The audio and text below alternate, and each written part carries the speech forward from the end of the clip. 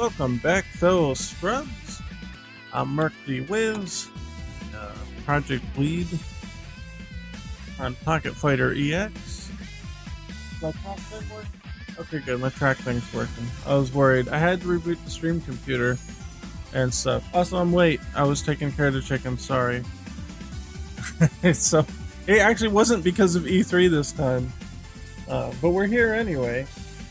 And, hey, what's up, Wendy? So we got a bunch of various little things to work on today, but first, my hands are actually hurting.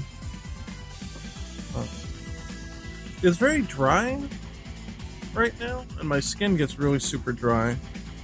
So I gotta use lotion. So like, obviously you can wash your hands, it takes all the oil off. But then my skin gets like really super dry, and it gets so dry that it actually starts to crack and hurt. So you have to bear with me a moment. We'll chat for a minute. I got cocoa butter hand lotion, which is really good. That's the only one that I found that works for me. But I have kind of exceptionally dry skin, so maybe that's why. I'm very excited about this project, says Juan Carlos. Well, thank you very much. I'm glad that people are still excited for it, even though it's taken so long to get the netcode. Are there any VODs of you creating the input system? Geez, I don't think so. But I do have to overhaul the input system since I'm switching over to the GGPO netcode. So there's not one now, but there probably will be at some time in the next month or so. So if you want to hold out for that, I can go over all that stuff in a bit. I'm still trying to put the finishing touches on that. So, I mean, in general, just trying to get the netplay to work, period. But I changed how the input system works for the netplay. And so TLDR, I'll give you a little preview. Part of what I'm doing that I wasn't doing before is to make sort of an, well, we call it an abstraction layer. So what it is there's multiple layers to the system, because say, just for the sake of argument, you port your game, and this is just in general, not specifically Pocket Fighter EX, but any game. Say you got the game, you put it on PC, you sell it on Steam, right? And you just use the native keyboard inputs and the X input inputs for the controller and stuff like that, right? But then you're like, oh, well, we want to put it on PS4 now. So then what do you do to the input system? Do you rip out the entire input system and replace it? No, I mean, you could, but I wouldn't recommend that. So you use what's called an abstraction layer. And that creates sort of a middleman between the native operating system and its inputs, and then the game's inputs. So as an example, you would have the core game itself, and it's reliant upon what you would call as a virtual controller, a virtual gamepad. Right, yeah, exactly, a virtual controller. And then you would have the game would interact only with that. And then your next layer on top of that would be whatever the operating system and its inputs are. And you would translate the operating system inputs and translate that into a virtual controller. And then you send the virtual controller to the game code, and the game will just run on that. So you can just remove the top layer, remove the Windows input layer, and swap in the PS4 input layer. And then your virtual controller doesn't have to change. You just need to translate PS4 controller to virtual controller. And then you don't have to change any code inside the actual game itself. As long as you reference them as generic, buttons or whatever. Then that's fine, you just translate one to another. Typically what I like to use like verbs. So I'll say that's the jump button, or that's the fire button, or in this case, that's the light punch button, heavy punch button, light kick button, heavy kick button. And then I would translate, oh, okay, so like R1 is, I don't know, heavy kick, I guess. That's nonsense. I wouldn't put that as the default configuration, but just say for the sake of argument, you know, when I press R1, I map that to heavy punch or heavy kick or whatever.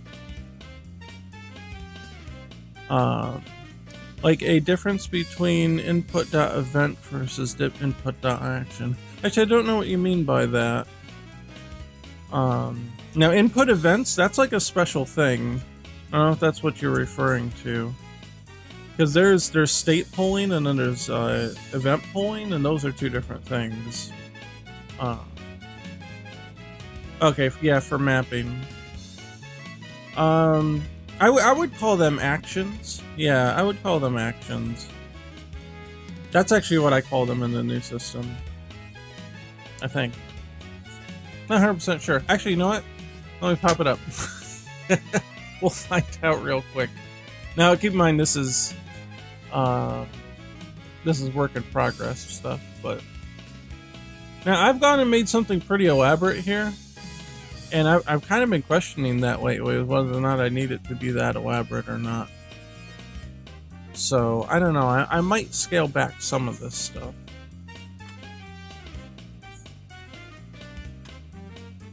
Like, I made it so that you could fill out a Unity form and map the controls, and then it would take those names and map them to it would create a header file for it. Well, C++ you call them headers, but in this one it would just be a C# file that had the enumerators in it, and then it would actually give the names for them and all that, so you could use them in scripts. It would be really nice. I thought about maybe doing them through scriptable objects too, but I think that might be overkill. It's going to take a bit to import, so... Hey, while we're waiting, you can like and subscribe if you're on the YouTubes. How about that? You hit the like button for me. Could you do that for me? That'd be great. I've used Unity, but I use Godot now. I know the terms change depending on the engine. Yeah, either way, but you get what I mean. You just make different layers and then you can do it. Oh, here it is. I won't go through the whole thing, but see, here's my virtual gamepad code here. And then what I do is I fill out, not that one, this one? Is this right? No, that's a test input pattern. Here, I filled this out. So I've got one axis inputs. I guess that's what I call them. I used to call them axis. I guess I call them that. I give it a name. I tell like what type it is. If it's a macro button. See, here's the big difference between the old system and this one. In the current version of Pocket Fighter EX, you can't have macro buttons. So I can't press one button and then have it turn into two other buttons, right? What's the subject tonight? I guess right now we're talking about input code, but I've got some other stuff to work on. I wanted to fix the Hadoken offset, so like the spawning offsets got all messed up. I want to fix that, and maybe we'll fix some glitches that have been lingering around. But the macro button is something that I've been developing because I don't have it. Where you could say have a grab button. And that's fine, but you don't want to code a grab button in the game. You want that to translate to, you know, the heavy punch, heavy kick, or the, the light punch, heavy punch, or the light kick, heavy kick. You want it to translate to those inputs, like the macro input, instead of doing it so that like you have to program a specific grab button as an additional condition toward your grabs. I think that'd be the smarter way to do it, and that'll cut down on the size when you send your inputs through GGPO, because you want to have as few buttons as possible. That was the major reason that I wanted to overhaul it, but I figure while I do that, I'd further increase the abstraction layer and make it a bit more fancy, I guess. But I don't know if I really need to make a script to go through this stuff. I kind of feel like I should just be able to just do this in code and call it a day, which I absolutely can. and either will work. I just feel like, how often are you ever going to actually change one of these? You know what I mean? I just don't feel like there's any reason to have this elaborate of an editor. And then all of a sudden, if I do this, the entire system breaks. If I reorder them, but I don't adjust the code accordingly to handle it. I don't know. It really makes me think if I'm over designing this aspect of it. But what I can do is here I can generate the enum file, and that goes through and that changes this here. And this is an automatically generated file. I was a little proud of this. This was good. So see, the file was automatically generated on 6/14, which is today, 8:55:37 p.m. And it just writes down these names for me so I can use these anywhere in the script. And there's two dangers with this. One, if you remove something here, but your script has it referenced somewhere, it's gonna create a whole bunch of errors. I would like to have something where it did like old entries equals like 9999 whatever, and then it would have, like, say if I had removed this one, it would put it down here, so it wouldn't cause an error, but it also wouldn't allow the button to be used for anything. And then maybe if it was used during the game, that it could know that if the entry was over, you know, this value, then oh, it's gotta be common here. Then it would pop like an error or a warning and be like, hey, look, you're using a button that doesn't exist anymore. But keeping track of all that might be kind of a pain. But that's where I was thinking, maybe I'm getting too crazy with it. Maybe I should just write a class and just configure it manually. I don't know. The big thing that I need next for this is to get the input patterns properly in there. And they're kind of in there, but they don't have enough options yet. And then the other thing, I need to get the button remapping to work.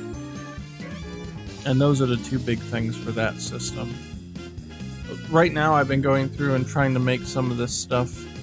Number one, I tried to put all under this Wiz System library, so I got everything all in one shot. And I got all my deterministic stuff in here. You know, everything that's necessary to just dump this into another project, all of it's here. But I need to port some more stuff over. I think I've got... What's this? Generic? Oh, that's something I'm working on. Value with a default external. There's a couple things here. Is the Hertz time? Yeah, I gotta finish up the Hertz time. That's mostly for like flickering sprites and stuff. You can see this object right here uses Hertz time. If it'll... Oh, hold on. I gotta refresh my execution order list. Okay, here we go. Yeah, it flickers.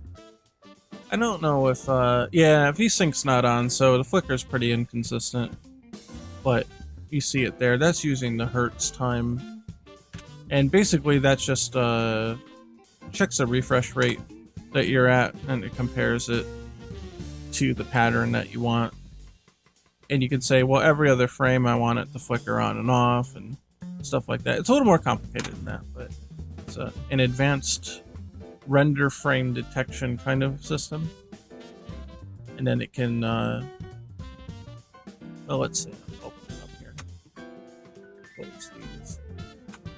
So what it can do here is render frame oscillator. So I can send it a Hertz pattern, and I give it a Hertz time source, 60 Hertz. And I can say 1 frame on, 1 frame off. And then what'll happen is, well, now, like, just on and off is kind of a generic thing. So here I can set up events. I say when state on, let's turn the sprite on. When state off, we'll turn the sprite off. And then I can change the pattern there. Will Pocket Fighter EX have rollback netcode in the future? Absolutely, and that's actually what you're looking at right here is our test project for the rollback netcode. We'll be using GGPO for that, so it's absolutely coming. I can proudly say that at least. So I just kind of set this up as a nice way to flicker the sprites. Now I have something kind of similar to this in Pocket Fighter EX, but it's not quite as advanced as this under the hood, and this gives me a little more flexibility here. So if I go into here and I make them not maximized here, and I went into the pattern, if I say change this to like 10, oh, is it not going to let me change it at runtime? Oh no, there it goes. Because it did something wacky. And then we can do it again. Well, thank you. I appreciate that. Let's see. Oh, it didn't refresh now.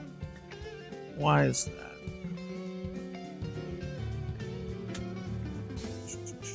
I might have to reset it here.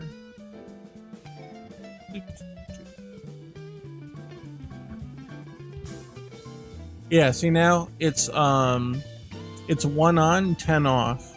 So it's 1 frame on, 10 frames off.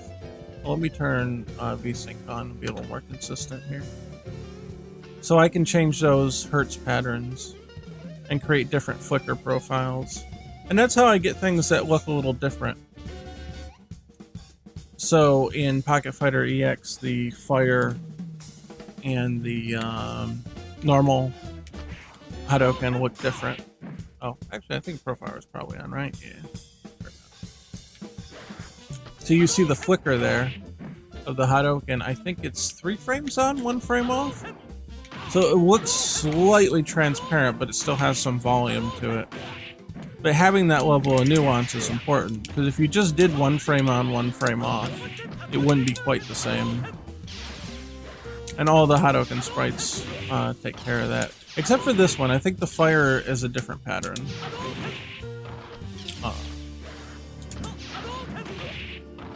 So, that's a little different. I guess it'd be easier to show it Ken because he's got actual fire moves, right? Oh, no. So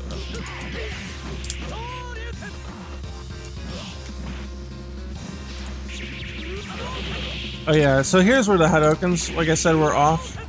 They don't spawn in the right spot right now. They spawn like behind.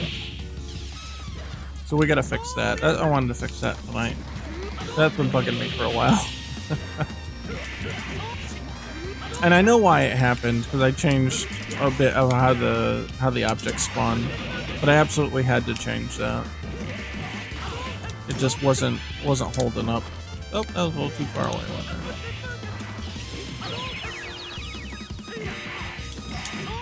Ah, it's counter hit. That's fine. Oh, that's not right.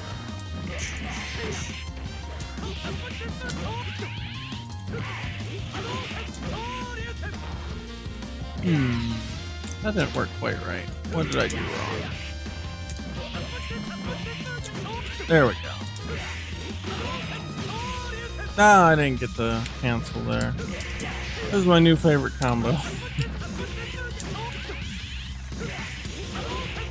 Oh, I messed it up. And what I wanted to do was this at the end. You gotta time it very carefully, though. I don't think you can do this in the current public build, but you will be able to do it in the new version.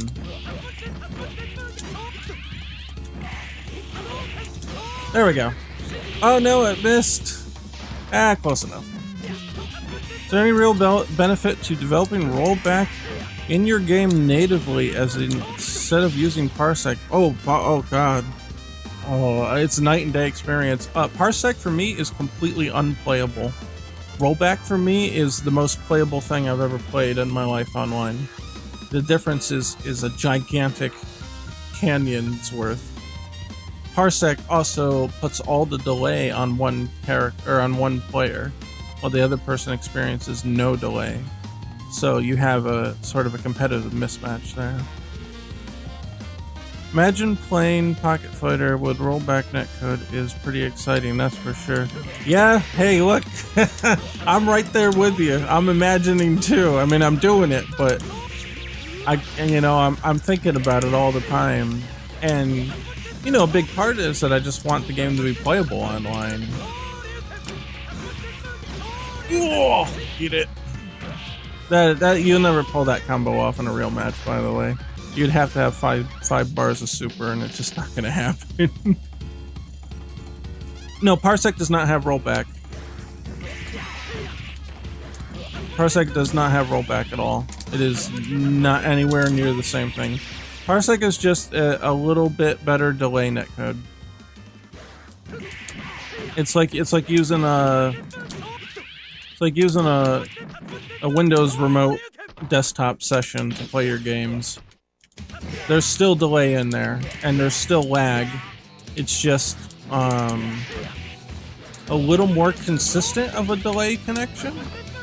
But if your internet's not good, the delay is going to be substantially long, like unplayably bad.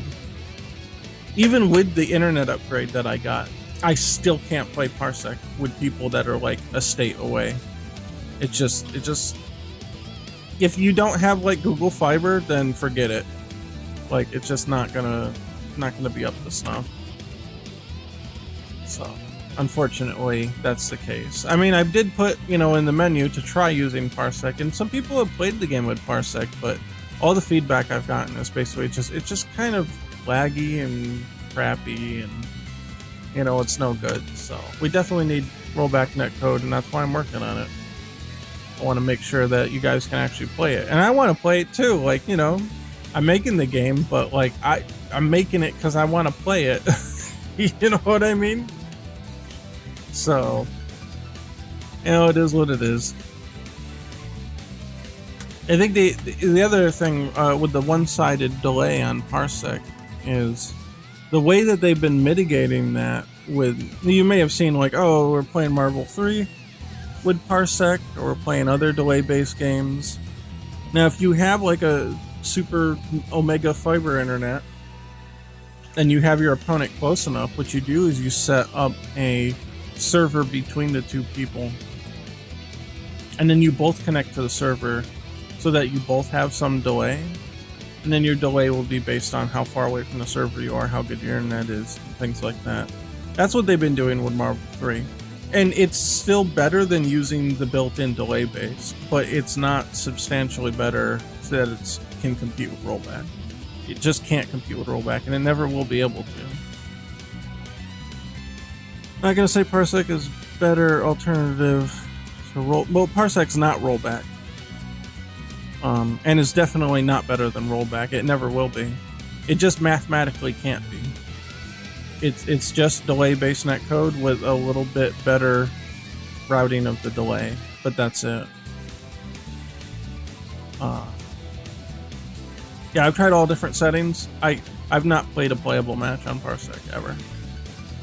It's just not good.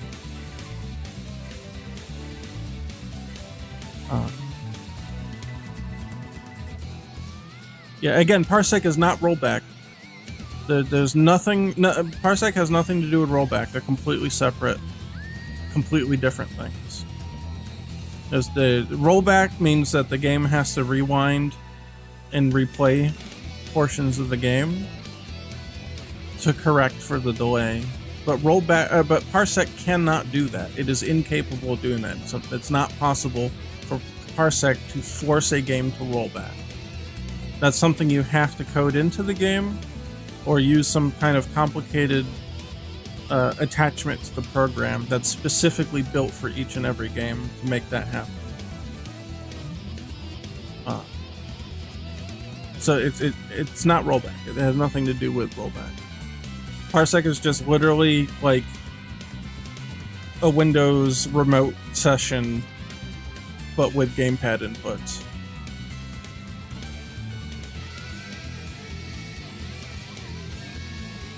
Yeah, well, what is and isn't netcode is a little arbitrary in that regard. It can give programs the ability to have an online cooperative experience without having to have built-in netcode. I guess would be the most accurate way to say it. But yeah, you're basically just streaming your screen to someone else. It's just like if in Steam, when you use the Steam Remote Play, it's the same exact thing as that. So it sends the image to them, and it takes the gamepad inputs from them and sends it back. And that's all it does.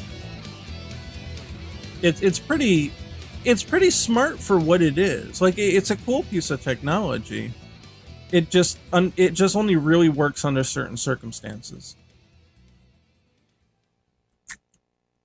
So basically Stadia, but the game is being streamed from someone's house. Yeah. Stadia is a good example.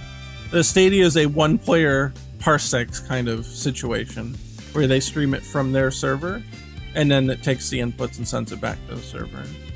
Except in Parsec's case, you're using it from your computer to someone else, and then you can just play whatever.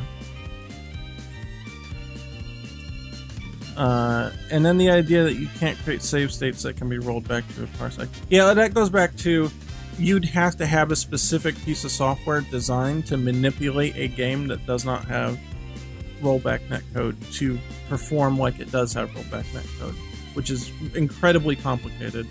It's not just something you can't just make a blanket program to do that. And then you have to have the horsepower to actually run that. So if it's a high-power game like Marvel 3, chances are, even with the best computers, you probably have a really hard time running that. If not, it may not work at all. If it wasn't designed for it. Steam Remote Play, in my experience, has ranged from non-functioning to poor. Yeah, pretty much. And unfortunately, Parsec's in the same boat. Now, they may have different performance ratings in terms of like what encoding they use for the image, because they're basically streaming it, but it still uses a video encoder and all that. So you do have that into consideration. I'm not sure whether Parsec or Steam's is better than the other, but that can make a substantial difference in your computer performance at least. But then you have to up the bandwidth for it, and then in the end, it's still just fancy delay based. It's not really any different. There's only going to be to a certain point that you'll be able to play it at, but it will never be able to roll back. So, like, if you both have Google Fiber and you both live next door to each other, probably plays really great. And you might have maybe 1 or 2 frames of input delay. And that's fine. I mean, most games online, that's about as good as you're going to get. And that might actually be even better than what the built-in buffer is. And that was Marvel 3's case. That whatever the people with the Google Fiber were playing it on, they were experiencing less input lag than the native delay-based netcode in that game offered. So that was pretty funny. And that's why they like to use it. But it's very expensive. They have to rent a server and set up the server, and that can be thousands of dollars a month. Like, it's crazy. It's just not viable to do it like that way. Let's see. Stadia, GeForce Now, and PS Now perform like ass for me. Yeah, you probably can't use Parsec then, like you suspect. Playing anything feels bad with half a second delay and everything. Yeah, that's what Parsec feels like for me. Does Marvel 3 have rollback? No, it does not. That's why people use Parsec with it. At least the rich members, I suppose. The ones that have the Google Fiber and pay up for that $1,000 server every month.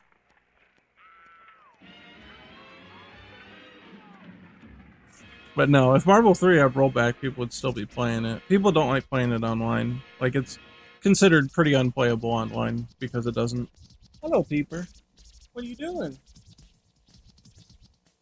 What are you doing? Are you eating paint chips again? It's a little part in the apartment here where the plaster's coming off the wall. We got to keep her away from it because she'll try to, like, pick the plaster off the wall and try to eat it. I'm telling you, chickens are wacky, man. They'll literally eat almost anything. Like, there'd be stuff that you'd be like, oh, that's gross, and they'll just gobble it right up. And I'd be like, what is wrong with you? Marvel Infinite has rollback, yes. And Marvel Infinite's rollback has good, is good rollback. Yeah, it is really good. Yeah, it is better than Street Fighter V's. Yeah, so Marvel Infinite's actually one of the really good example cases for rollback because it runs beautifully online. No complaints there. And the rollback in Guilty Gear Accent Core Plus R is really good. That's a good one. Guilty Gear Strive's rollback netcode is really good. Does some of the best ones. The KOF 2002 Unlimited match is pretty good. It gets a little glitchy if you run the game for a long time, I've noticed. So you might have to reboot the game every now and then. But I don't know. That it's been a while since I've played it, so maybe it's gotten better. Yeah, Fightcade has rollback. Yeah. Yeah, Killer Instinct is really good. And that's been around since 2016. Killer Instinct's got one of the best implementations of it. ArcSys got tired of all the ArcSys netcode jokes we kept making. I wish some other companies would get tired of all the netcode jokes too and put rollback in. That would be really great. Marvel 2 isn't on Fightcade rollback though. Marvel 2 has rollback on the Xbox 360. That version of it? I don't know if it came to PS3 though. I'm pretty sure the one on 360 has rollback netcode. But I don't think you can buy it again. Yeah, that's the preferred version to play. But if you can't buy it and you need a 360 to do it, it kind of limits your player pool, right? So you got that problem. And then you have the new Melty Blood's gonna have rollback. Yeah, the new Melty Blood's gonna have rollback. So I'm excited about that.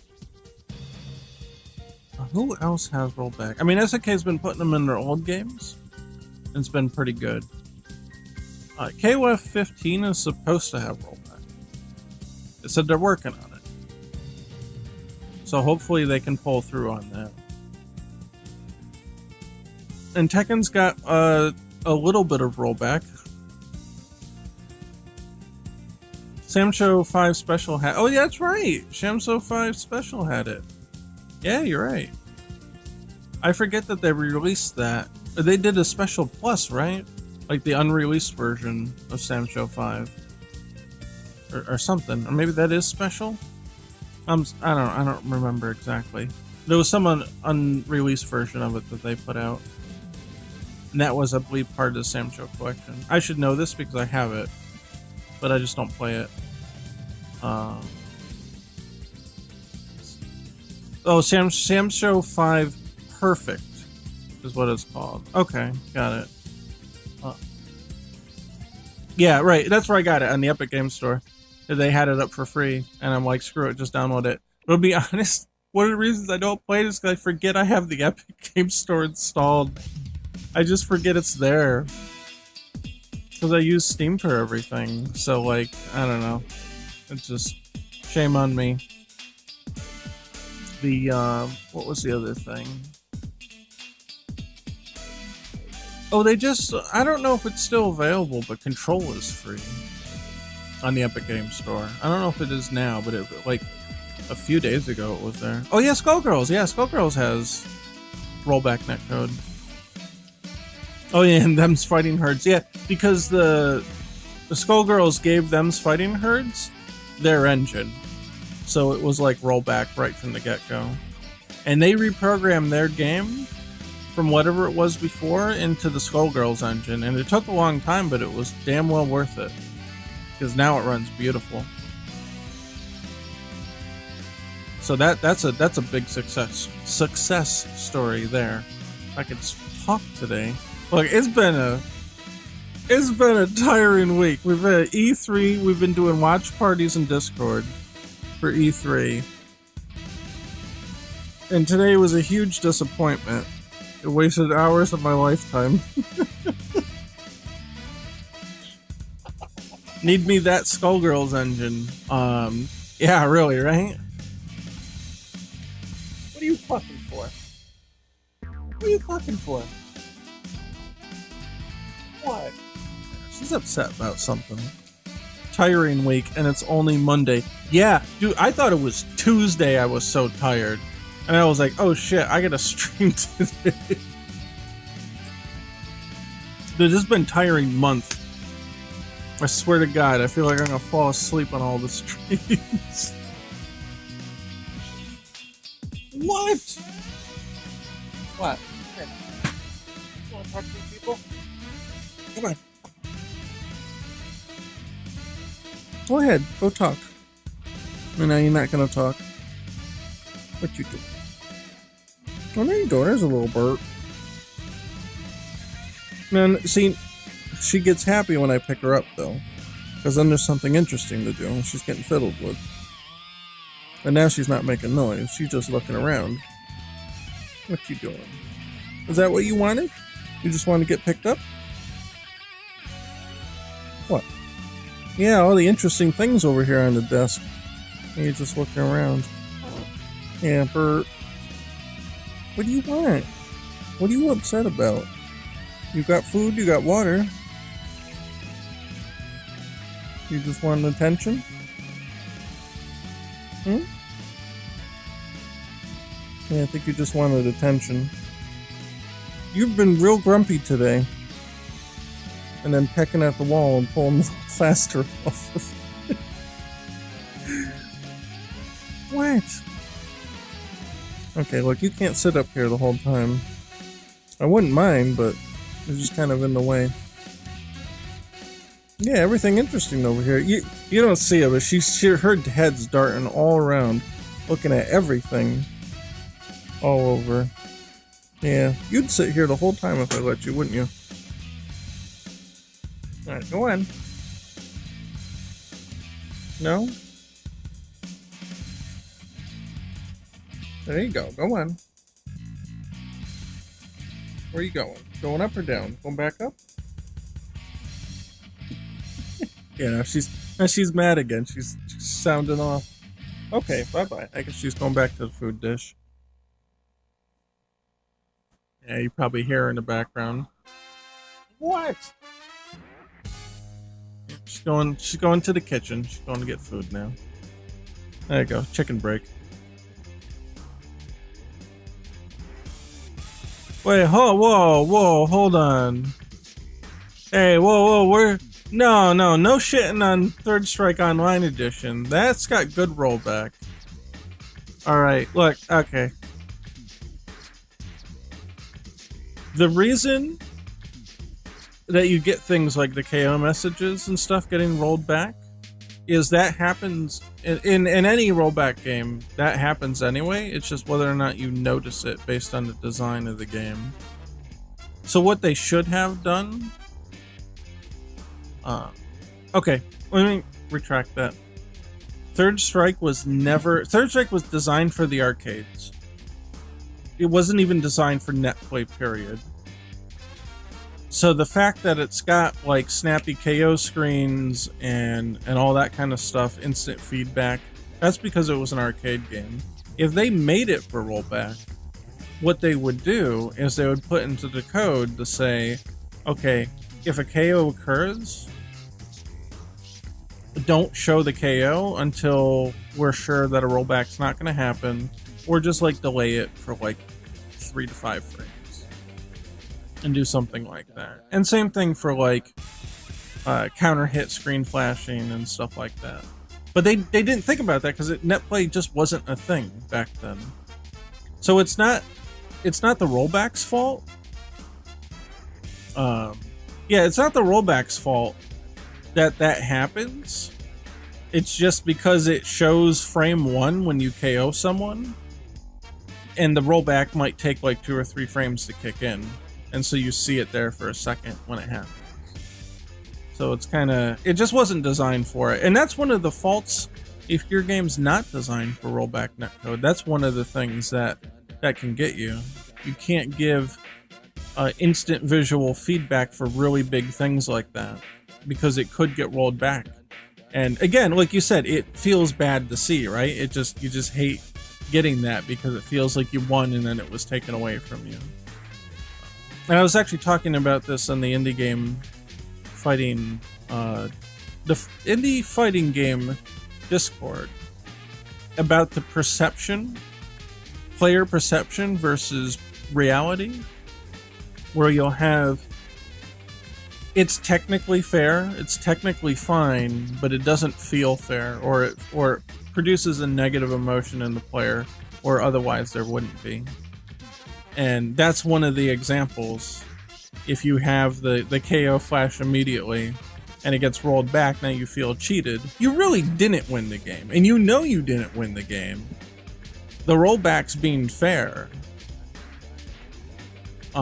But it doesn't appear like it's fair because you saw that KO and you know what you saw, and it sort of got taken away from you, even though it was correcting it to the actual timeline of the game. You know, it doesn't feel good to see that.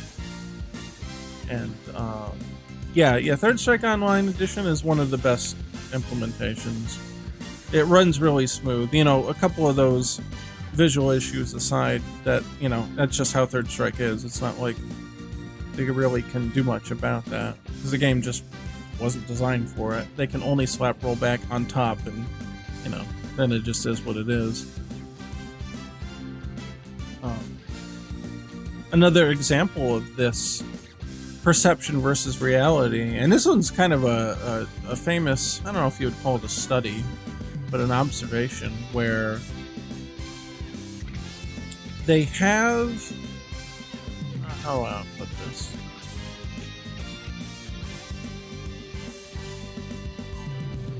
Percentages. So like, kind of like for gacha games or for dice rolling games or RPGs. If the person is told that something is supposed to happen 50% of the time, they think the game is cheating unless it happens 60% of the time, or something like that. It was 60 or 70%, somewhere there. Where our human perception of fairness doesn't match up with mathematical fairness. So we see 50% on the screen. If we actually get 50-50, then we feel cheated. Hey, what was that? Hey, raiding party. Nembo 3, thank you for the raiding party.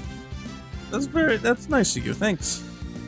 So if you have, again, if you say, oh, this is going to happen at a rate of 50%, people don't think that 50%, 50-50 actually feels like 50%.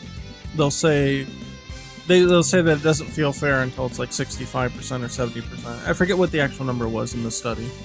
And it was like, okay, if you have a rate of 75%, people don't think it feels fair unless it's like a 90% chance of happening.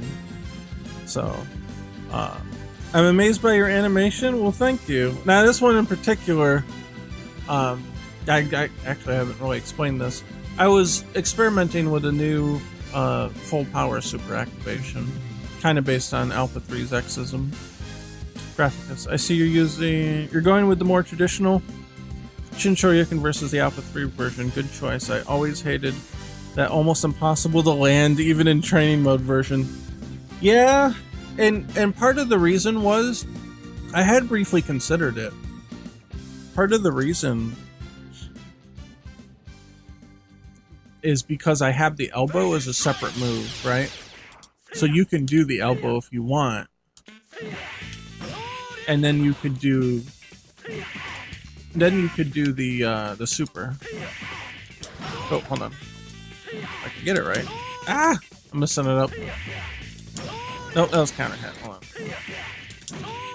Ah! It's a little tough to do, but you can do it. That was a counter hit, but you get the idea. Oh, not getting it right.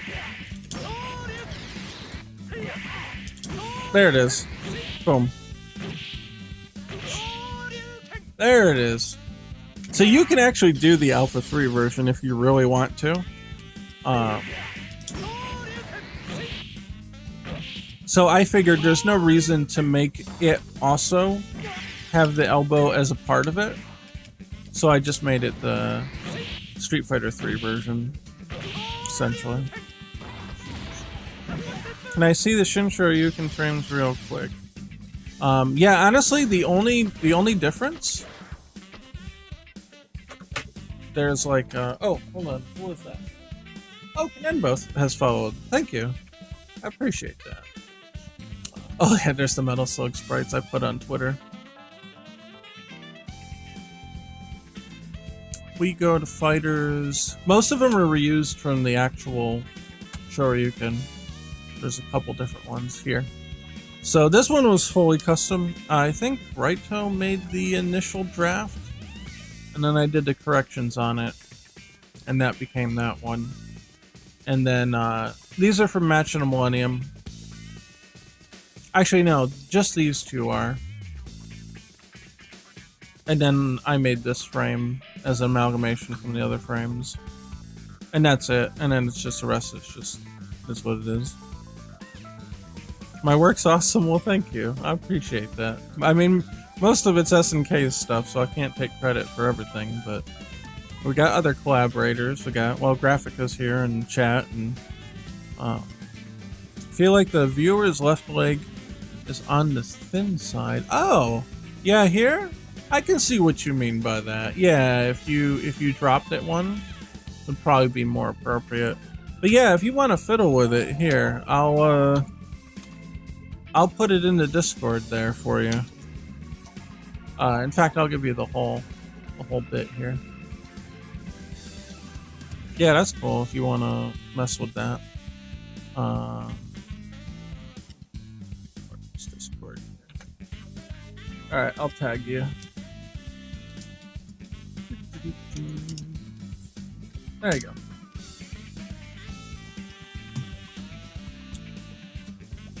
Yeah, I was gonna say that's probably kind of all you would have to do is just to drop it down one, and then just deal with the rest. But yeah, go ahead and fiddle with it if you want and see what you come up with. But yeah, I think that would be at least a great starting point. Kanebo says I'm currently making a 2D platform game, but it does not have this level of animation. Do you mind sharing what is it released, or is there a demo, or do you have a video of it? I'd like to take a look at it. If you don't mind sharing. If it's still under wraps, then that's alright. I totally get that. Not every project needs to see the light of day right away. God knows Mansion was conceptually in development for a long time. Oh, you got an itch? Okay. Alright, hold up. Let me see. Damn it, where's my chat window? Here it is. I view chat on my tablet, which is really convenient. Let me get a new tab. What should it look like? Oh, it's a browser game. Okay.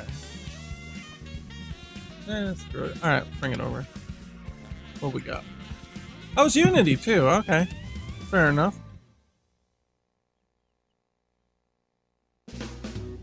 Oh.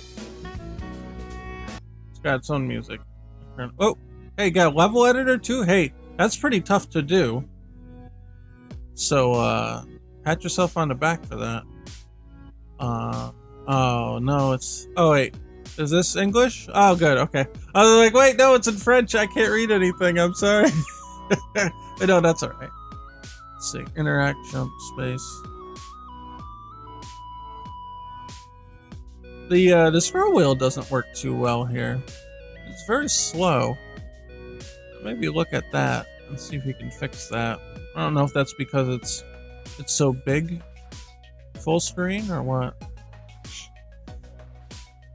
Q and Z.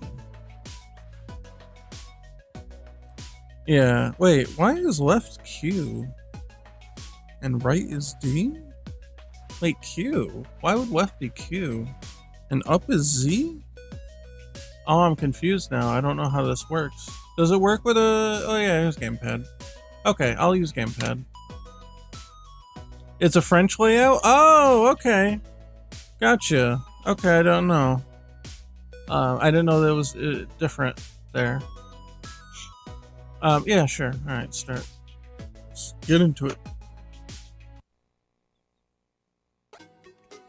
Okay. Oh, wait, hold on. My game's playing in the background. I'm hearing Ryu going nuts in the background. Hold on. Let me pause it. Okay, press this to move. Yeah. Press A to jump. Alright. Use the right stick to target the surface and grab with RT. Oh! Well, how about that? Do I have to be closer? Oh, yeah. Okay. Hey, look at that. And I got up to the top. Wait, how do I let go? Oh, I just jump. Okay. And that's pretty cool. That's pretty cool. And it works pretty good, too. It's almost like a bungee. And then you can send yourself flying. That's cool. I like that. Oh. Let's see. Oh, a little checkpoint. Yeah. Use, oh yeah, okay. That makes sense. And then you can pull yourself up. Okay.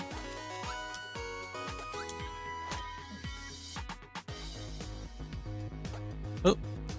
That's cool how he skids to a stop there. Alright, hold on. Let's try... Oh no! I'm not coordinated enough for it. Oh, I got too close.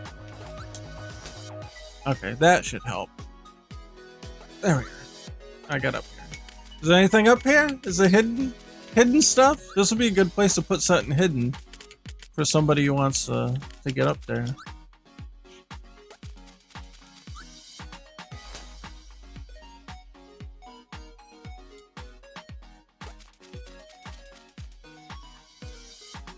Use the right stick to target the surface and grab and press. Wait, it already told me that, right? Oh well, whatever. Oh no, get up, get up, get up! Alright, I got up. Oh wait, I died? I was supposed to go up? It looked like I was supposed to go down. Uh-oh. Oh, what's this? You found a new power. Let's continue. What happened? Oh, I can warp back to the thing. That's cool.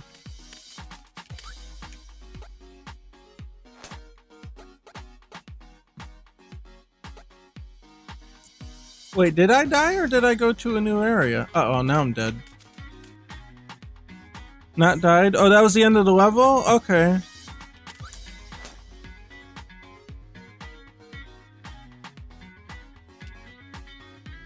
Okay, it felt like I died.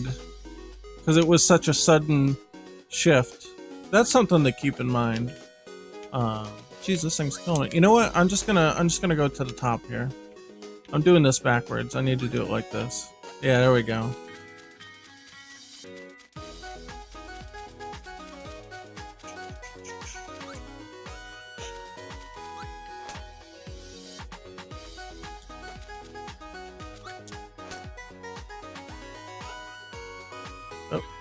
Screwed it up.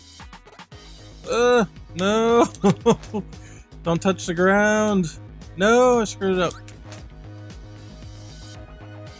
Uh-oh. Oh, I really screwed it up now. Hold on. Hold on. I gotta get myself back. Uh-oh. Uh-oh. Oh, I thought there was a pit down here. I thought I was screwed. I gotta start over. Hold on. I gotta read through this. My new power is an RB? Oh my, I'm bouncy. Okay. Huh. Okay, let's see. If I come bouncy here, what does that do? Does that help here? Kind of. Okay, I see. You can gain a little more momentum when you're in bouncy state. Yeah, to get like up here faster. Hmm. Oh, you got the fix for the leg? Alright, we'll put that in a bit. No! I keep messing it up. I feel like I had more control in level 1, but maybe it's just placebo.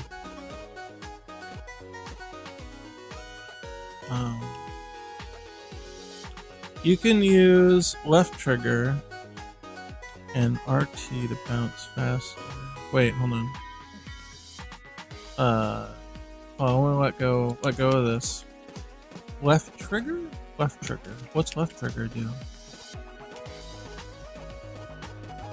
I don't get it. Oh, could I just like bounce up there? No, not quite. Oh, I'm stuck. I'm stuck. Alright. Did I get out? I got out.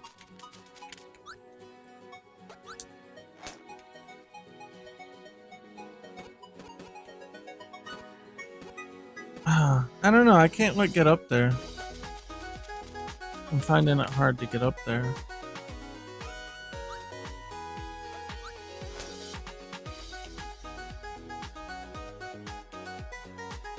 Oh, no, I screwed it up. Oh, I see. The farther you bounce, the better it gets. Target a surface and use left trigger? Okay, left trigger. Oh! Oh, geez, okay. I get it now. And if I make myself bouncy... Yeah, I get it. Okay, that's cool. Okay, I get it now.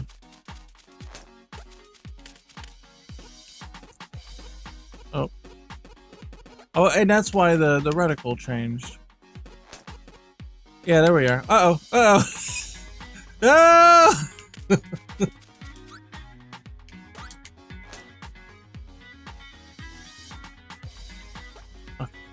Jump there.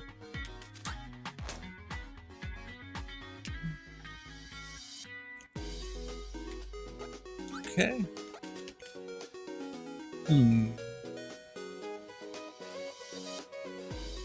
Yeah, I must have missed that part of the tutorial. My dumb boomer gaming brain just like ignores the signs. Alright. Oh, that's a good one. That'll get me up there good. Uh-oh. I want to get up on top. No! No! Get up! Oh, I got it. So I still get the O. Okay. And this one I can... Wait. Oh, almost.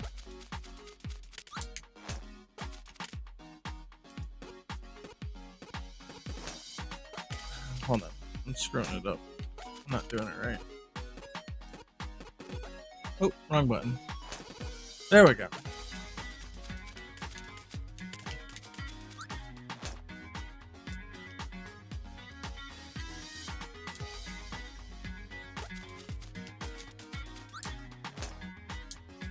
Uh-oh. Uh-oh. Oh, I made it. Oh, good.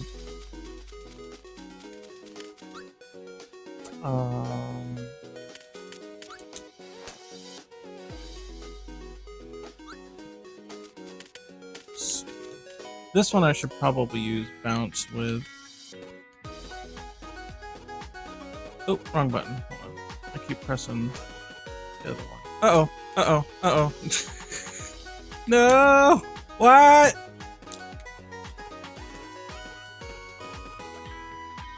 I can't hear you from here.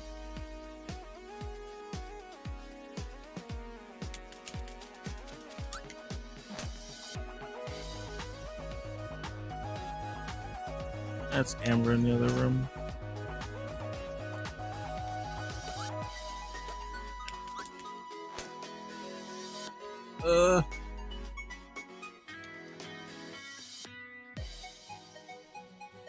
There we go. Okay.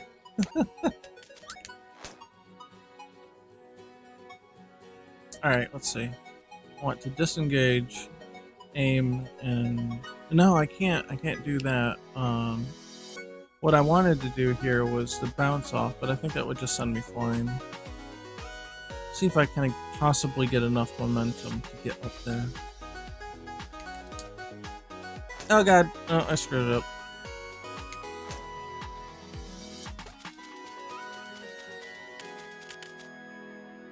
I'm sorry, I don't know French.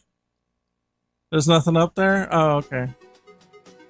Yeah, I don't know French, I'm sorry, I can't communicate in anything but English. I'm a big dumb American, don't know nothing about nothing.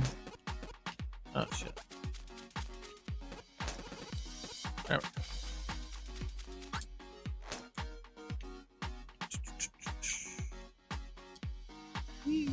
Okay. Uh-oh. Uh-oh. Can I get myself back up? Let's see. Uh-oh. This might not go. Ah! No, I'm gonna have to fall. I'm gonna have to fall and get myself back up. Ah! I'm dying. I can't. I can't. At least I can warp back, right? Okay, this is where I'm supposed to be. Alright.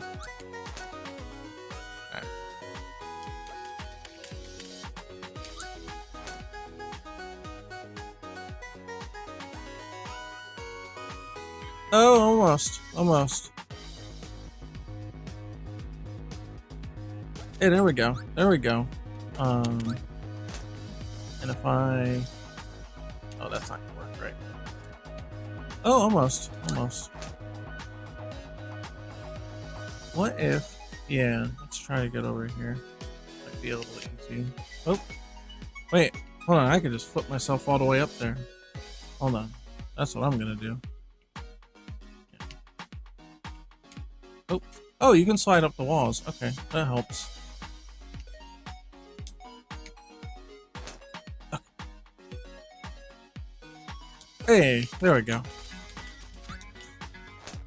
Almost got them all.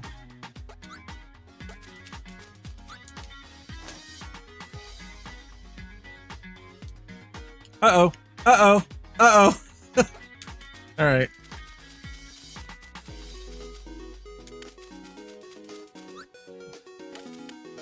For now, you need to keep the jump button to jump further. Yeah, I was thinking about that. In games like Metal Slug, because you have to concentrate on aiming while jumping, their jump height is always the same. Oh, that's cool. You can do this while attached, and then you're like super stuck to it. But yeah, in old games like Metal Slug, if you had to aim while jumping, that just tapping jump would give you the full jump arc, and then you could concentrate on aiming without having to worry about holding the button, because it is a little complicated to have to undo the jump button in order to do all that. So that's definitely something that I would look into. Okay. Aha. I was kind of a leap of faith there, but it's all right because you've got the rope mechanic, so it kind of works out that way. Uh-oh. Woo, that was close. I couldn't grab onto it. Huh. Maybe I didn't press it right, but it felt like I did. Oh, uh-oh. Uh-oh. Uh-oh, get up there. He's not going. Alright, that's fine. Zoop. The quick reset is nice. I like that.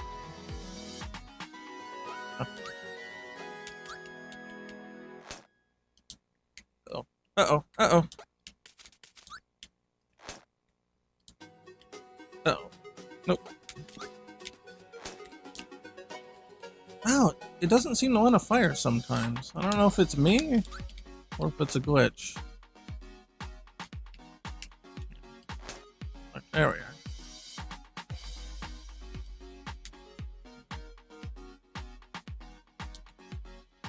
Ah, I thought it reached.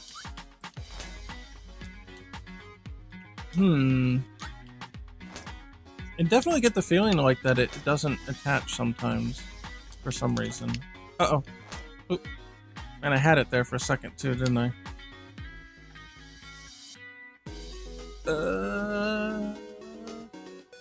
Down a little bit more. Down a little bit more. Can I get up? There we go. Perfect. There we are.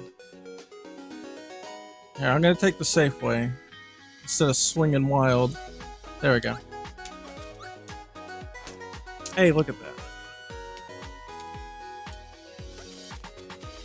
And then this one is gonna need the bounce.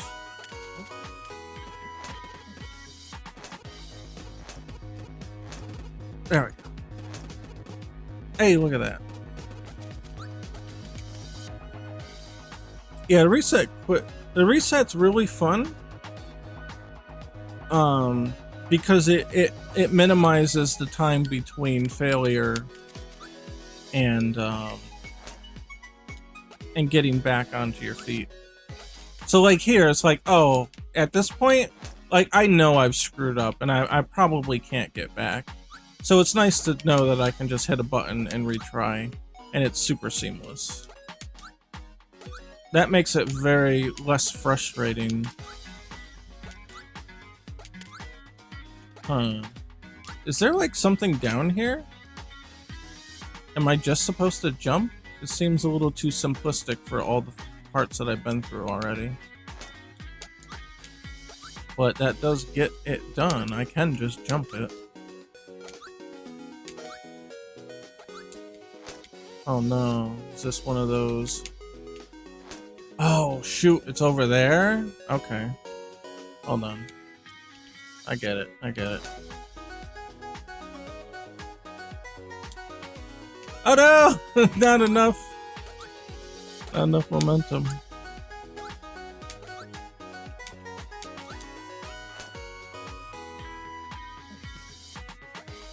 Let's see.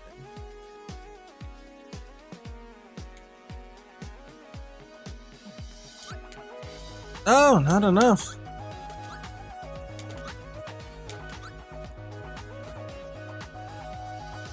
Oh, you have cooldown between two grabs? Okay, that's probably why it wasn't working there. I'm not good at level design, so there might be some disappointment in some parts. It feels alright for like a test environment. I think there's definitely stuff you can do to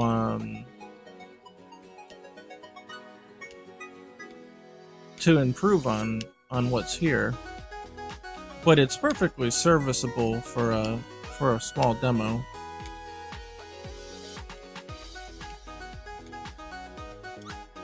No, screwed it.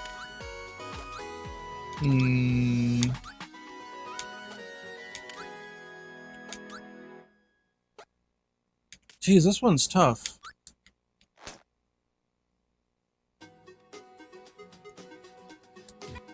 How about that? Yeah, okay, there we go. That's given me enough time to get cooled down to do another one, I think. Yeah. Okay, and I should be able to just swing myself up from here, I think. Almost. Come on, baby. Oh, yeah, there we go. Got all the shapes.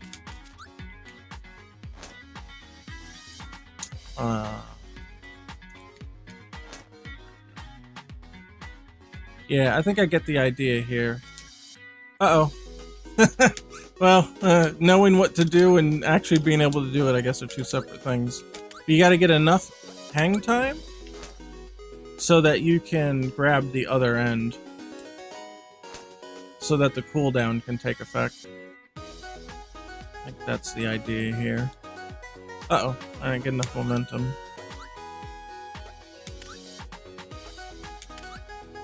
Yeah, have a good one.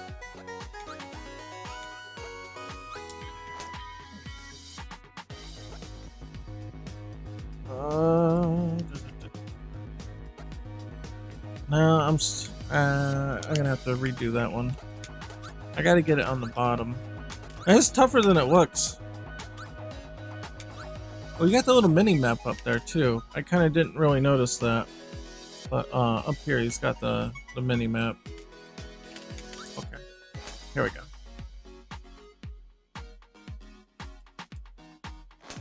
Yeah, there we go. There we go. That's what I'm talking about. Yeah, baby. Okay.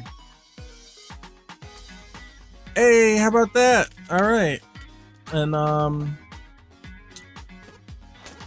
bounce up here. And oh no. I bounced, but I pressed the wrong button again to get on it. There we go. Uh-oh. No, go back. There we go. Oh no! That didn't work out. Let's see. We'll get the normal state.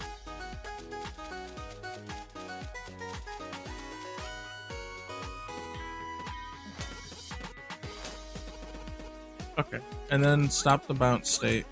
Okay, now we can get up here.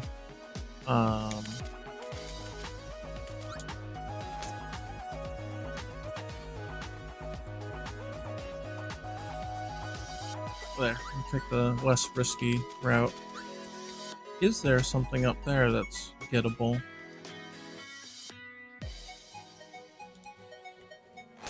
Ah, the cooldown kind of kills it, so you can't like really scale up. It would be nice if there's some sort of indicator for the cooldown. Oh, there is actually. It's up on the top, isn't it? Yeah. It's up on the top left. I see it now. It's up here. It would be nice if that meter was on the character, like below them. Or above them or something. Probably below them. Because then it would be more noticeable. Like, I didn't even know it was there the entire time.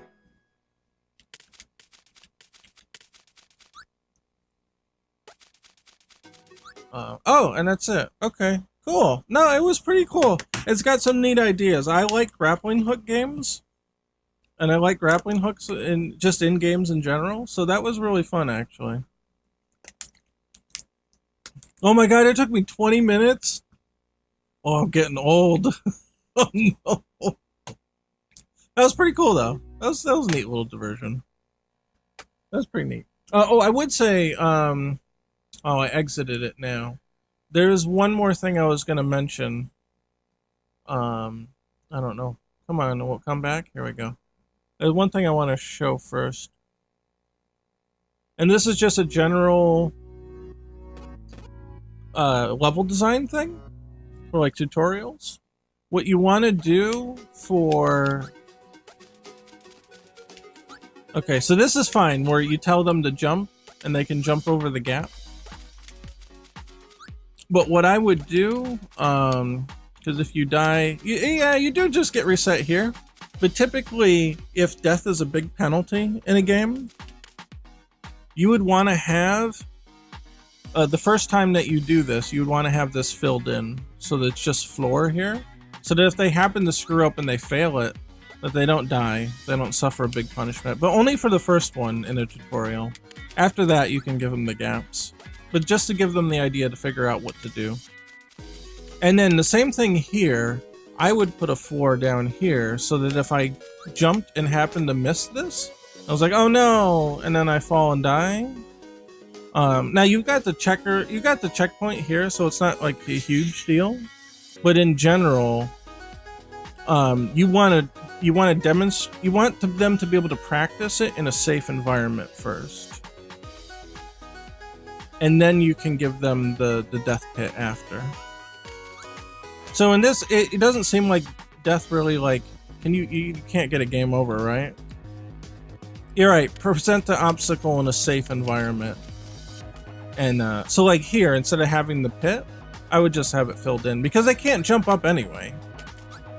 It doesn't really add too much to have the pit there, other than potentially be frustrating. And because you're really just trying to teach them to go upward. And then you can give them the challenge with the pit after that. less punishment while they're learning. Yeah. I mean, now again, in your case, like, it doesn't seem like you don't have any lives or anything. So, like, and you just restart here, so it's not a huge deal. But in general, you want to be wary of that kind of thing for games. Oh, what I screwed up. Get up. There we go. Yeah. Also here, the fact that I thought I was supposed to go up. I'm thinking like, oh, I'm supposed to go down here, but then like it also looks like a pit, so it's a little ambiguous as to what this is, if I'm actually supposed to go down or not. And there's no indication on the map that I need to go down. In fact, it actually shows a pit here. So like an arrow, it'd be fine if you just had an arrow pointing down, and that'd be it. Do I think Godot is a good engine for fighting game development? I don't know. I've never used it. Hello, Peeper. You back? You got something good to eat? Yeah. Brr.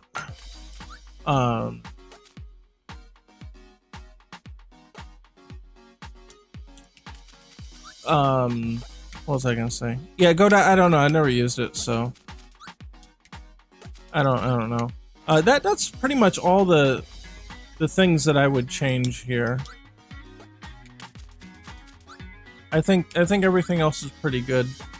Like I said, the level design is rudimentary, but it does get the job done. For a demo, it's fine, and it's cool for what it is there. And so I would just say, if you think that your level designs are weak, then just keep practicing them. And there's sort of like a progression to level design. Like making a good pattern is one thing, but then taking that pattern and turning it into an aesthetically pleasing level is a whole separate layer of how to do level designs properly. So instead of it's just an obstacle course with ground and tree paintings on it, you have to think of it like an actual real space. But that's kind of like the next level above that. The most important part for level design is getting patterns that work. You know, giving level design structure that makes sense. And not only does it work, but that it's not frustrating to play. You can have things that are challenging that are not frustrating. Those are two different things. So finding a way to make sure that you can do one without the other, that's really important. Anyway, I'm just screwing around, but that's what I would say. So I like it though, overall. It's pretty cool. Let's see. Yeah, no problem. You're welcome. That was a nice little diversion. I know it had nothing to do with Pocket Fighter EX, but you know, sometimes you just got to take a break and get a little bit of something else going. Look, I like grappling hook games. All right, so it is what it is. All right, so I've got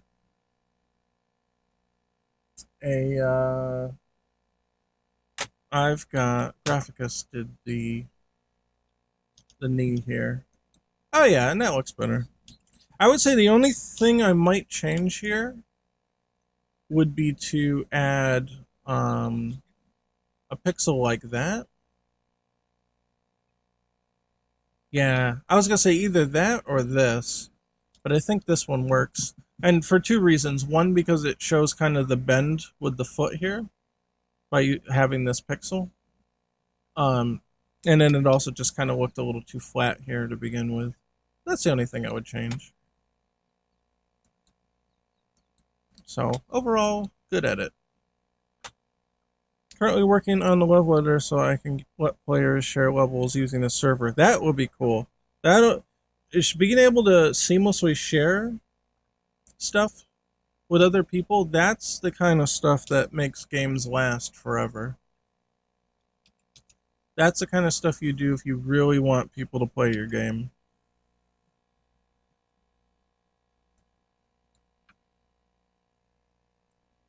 Yeah, I know what you mean about covering the toe, but I think in this particular case, I'll make us an exception for it. Um, to be honest, actually, the opposite might also be true, that you wouldn't want to cover the back of the foot too. But I don't know. This can get really nuanced and complicated with how to do it. So I think we'll just leave it. It looks serviceable. It's good enough. Yeah, Ace Bright's the best. That's my bread and butter right there. I it took a while for me to get used to it, but once I got used to it, I can't can't use anything else.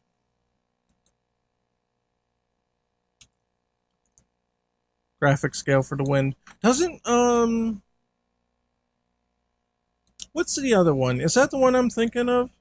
That Hank, who does all that beautiful pixel art for like Way Forward, and he did like the Lomax game on PS1 and all that.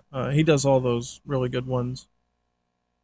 Did he use graphic scale or he used something else? But he's been using it for like 15 years. Yeah, Naborg. I'm well. I can't pronounce the Dutch words. Tim gives me shit all the time. He's like, "Say this word," and I say it, and he's like, "No, you did it wrong." And I'm like, "Well, I don't know." Yeah, Hank Naborg or Nieborg. I don't know. You see it in chat. It's Hank. You know Hank. Yeah, he uses a different program, but he's been using it for so long. Like he's probably been using that thing for like 15, 20 years. So he definitely is entrenched in that, but I forget what it was now. I wish I knew the name. It used to be a pay for program, and maybe it still is. Maybe the light version is the free one. And I was gonna try it, and I never ended up trying it. But it certainly works for him. So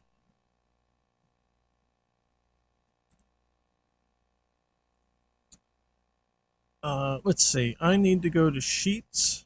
My sprite sheets here. I think it's just a single frame. No, actually, it's got a couple frames on it. Trying to visually identify it here. Sure you can. Oh, here it is. Sure you can too. Oh, I need color. Load palette. Here, I'm just gonna replace sprite with the new one and load back the grayscale palette. And this is how we do the palette transitions in game. It's how we color the sprite. They're grayscale, and we take that grayscale in the shader and replace it with the color that we want. Speaking of which, how does Unity animate? It uses a timeline animation, so you can do both 2D and 3D with it. You basically animate rotation and position and the properties of objects. You can animate just a simple number in a script, which is really helpful. And then one of those properties is a sprite renderer where you can show a different sprite. So it's very generic in the way that it is, and it meaning that it's really just animating like the numbers on the script and the object references, but you can do so much with it because it can do just that basic thing. Opens the door for it to do tons of things. And I try to use the animator for everything that I can. I want to centralize everything into the animation. That makes sense to do. There are some things that you can't do that with, but for the most part, I like to centralize all of it. Okay, so I'm just going to open here. So here's a Unity trick. If you do not want to re-import, I keep all the images separate from Unity. So this is in the project folder, but this is in a resources folder. So it's not in the assets. If it's in assets, Unity will see it, but if it's in resources, it won't on the outside. So what I do to update the sprites is I go to, and that's Ken's folder. We're going to go to Ryu. if you go to the sprites folder, actually open the folder, and then replace the file here, it won't know the difference, and it will update the sprite for you in the game.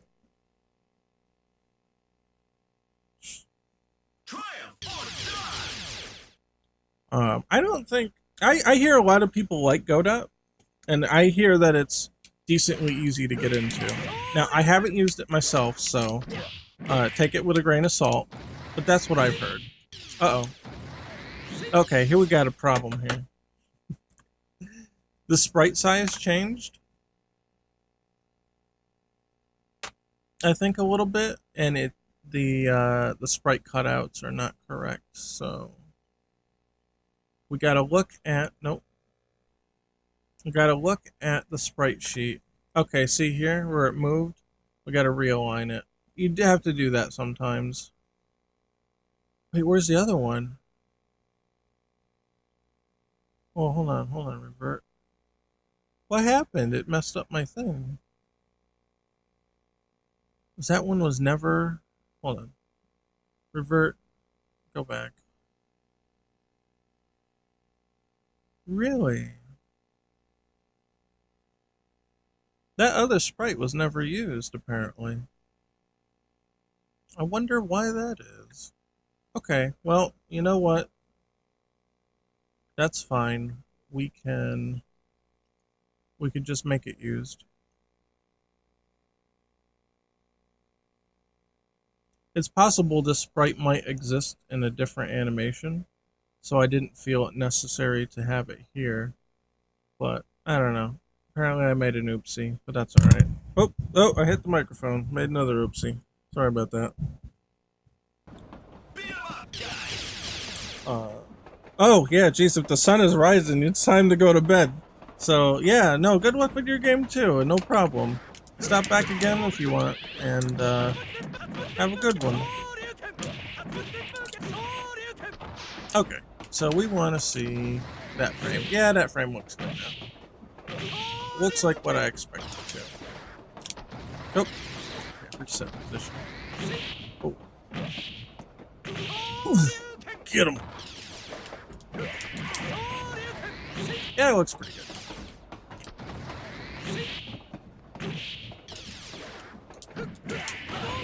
Oh, not that. Ooh. Yeah, that looks good. Alright, that was a good edit.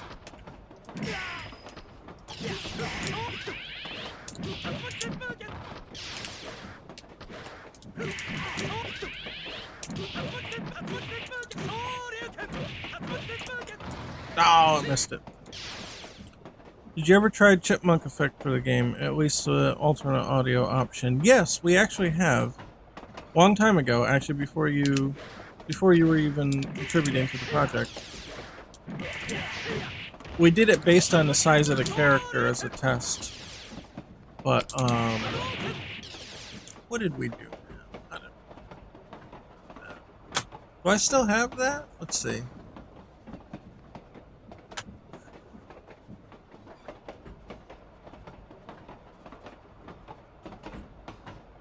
I never made it an option?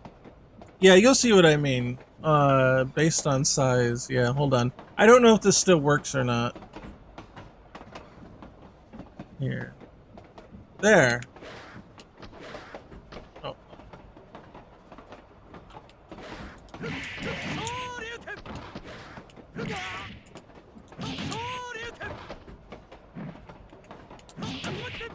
So we had a size mode. Let's see how he gets smaller the more he gets beat up. And his voice actually changes with that. Here, I'm gonna have to... Let me reconfigure it here for a second. Yeah, we call it giant mode. Maybe at some point I'll,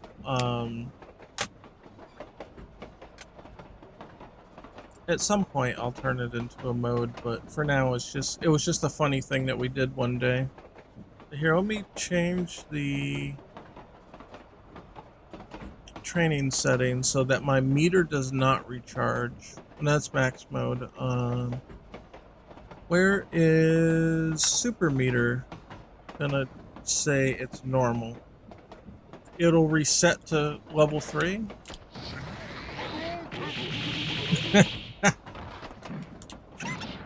There you go.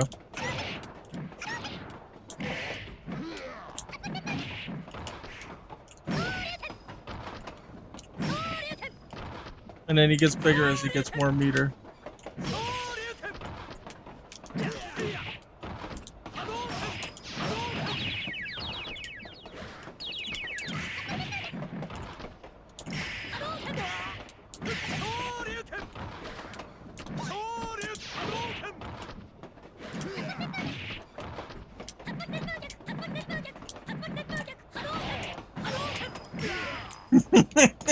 Limited edition size fighter.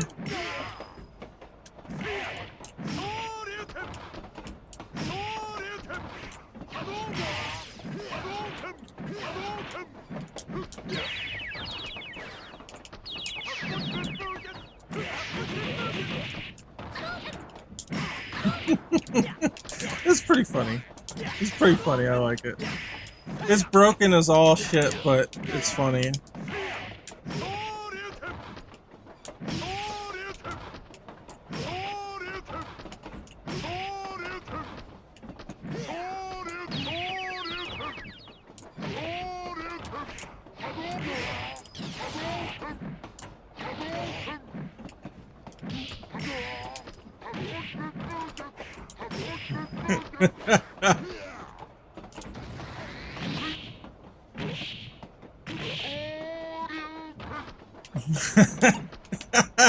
Super jump while he shrinks. That was great.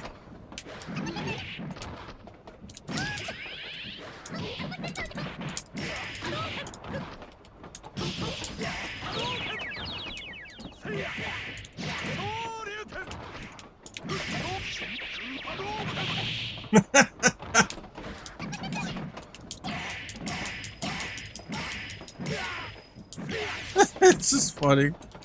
You want to hear Power Geyser and Chipmunk points? Alright, hold on.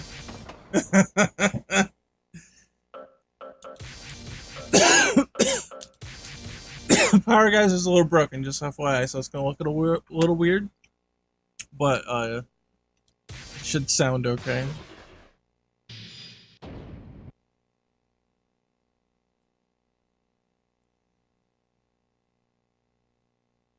What, did it crash? Did it freeze? What happened? Oh, it locked up. Oh, Unity didn't like that. Uh-oh. Okay. I guess we'll have to close it. Sometimes during development that happens. Is it going? Oh, it's dead. Like, it won't even close. What-oh. Yeah, hold on. Which one is it? It's probably this one. It's taking up a gig. Yeah, there it goes. Whoops! It broke it. Yeah, rip Unity. Whoops.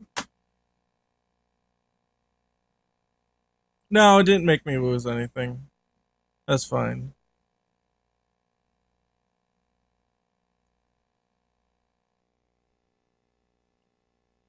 At worst, it might have undone that sprite thing that we did, but I think I already saved between them.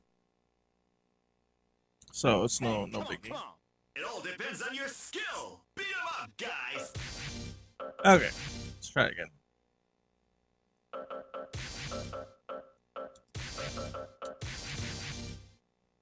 I get in the habit of saving often because of that.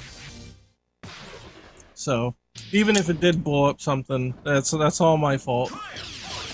It happens in development. Okay, so here.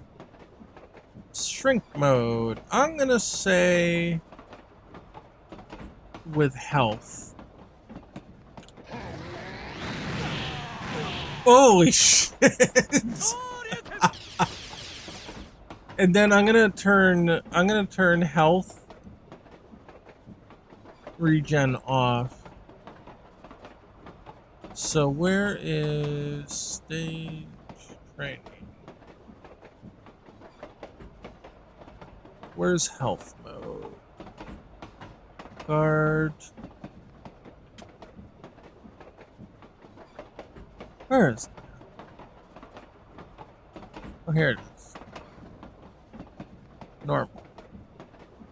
Well, let's see. Does... Okay, good. Alright, I can control it with this then. Go for it, man. Oh, wait, hold on. Terry's got to get set back to size mode. It defaults to being off. Okay, so what health here? Alright.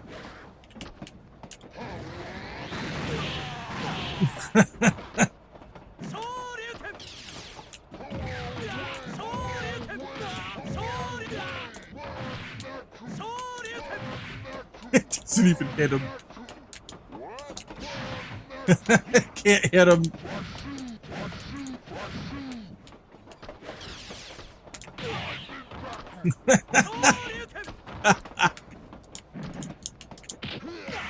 Oh god! Oh, that's vicious! Oh! Oh! It looks so brutal.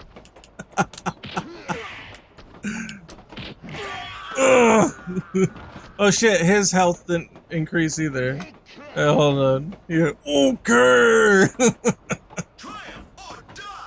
Hold on. Oh, okay, good. It's stuck. I thought it might have changed it. So... Oh, I did the wrong one again. I want to lower his health, but not completely drain it. So, hold on, I gotta reset. Okay, it's F8. F8. There. Oh shit, it killed him! Oh shit, it killed him! It killed him because he had no health left. Okay, no, that makes sense. That makes sense.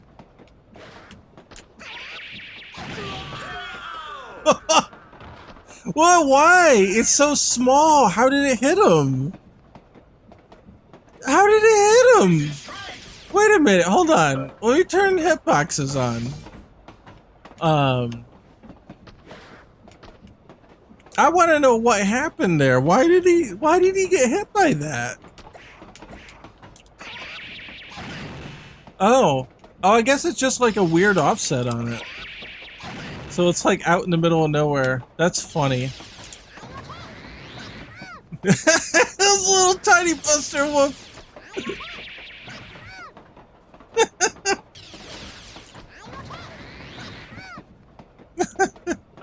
Okay, hold on. I'm gonna change the stage so there's like less background noise in it. We'll go to he'll probably be very visible on this one. That's a Buster puppy, not a Buster Wolf. Yeah. It'd be easier to see him on this background too. So let me reset him. There we go. And I'll turn this off. Oh, he's really fast too with his run. Oh!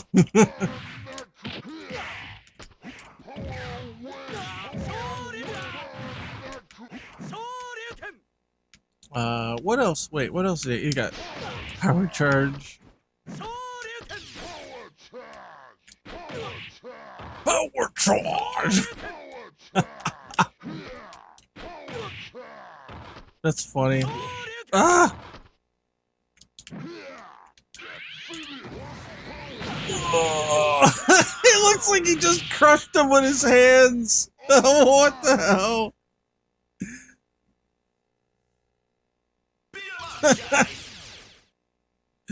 Alright, let's shrink him.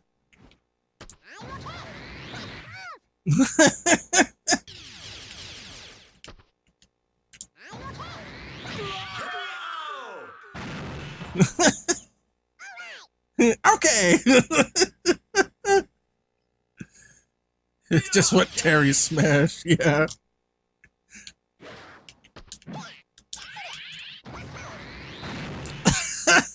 Tiny Terry, big blast. Ooh. Ah! Yeah, he went flying pretty far for that. I wonder if I have the scale of action code wrong.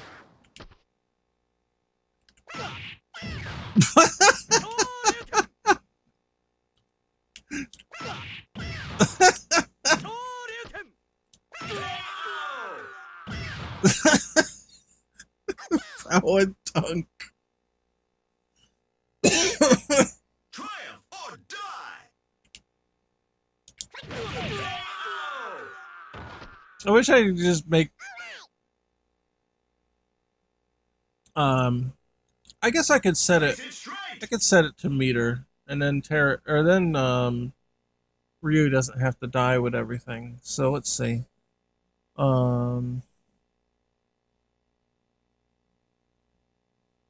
Yeah, training mode settings. I'm gonna set super meter to normal. And where was health? Health is gonna go back to recharge. So we'll go do that. And then set Terry from shrink mode to health to with meter. And then I could use the meter. Yeah, and then he'll shrink.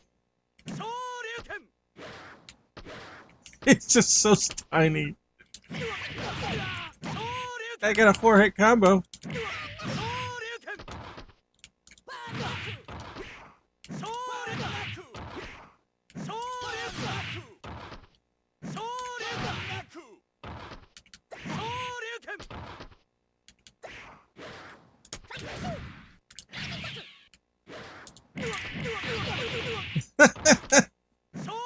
And I give him a lot of meter.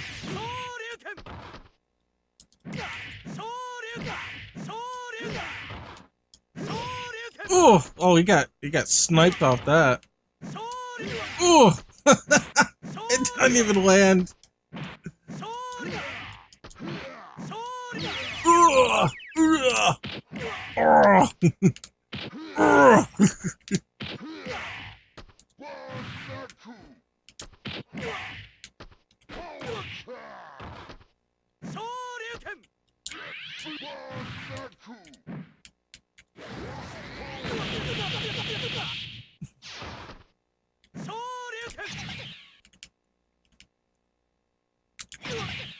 Oh wow, you like went flying off. Ooh! It just grabs a giant Ryu and just chugs him. Oh, it's so great. Ooh! Ooh!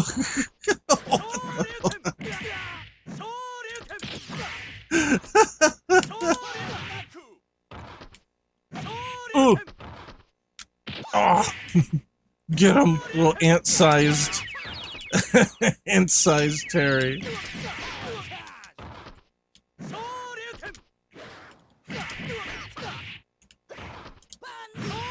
Ooh.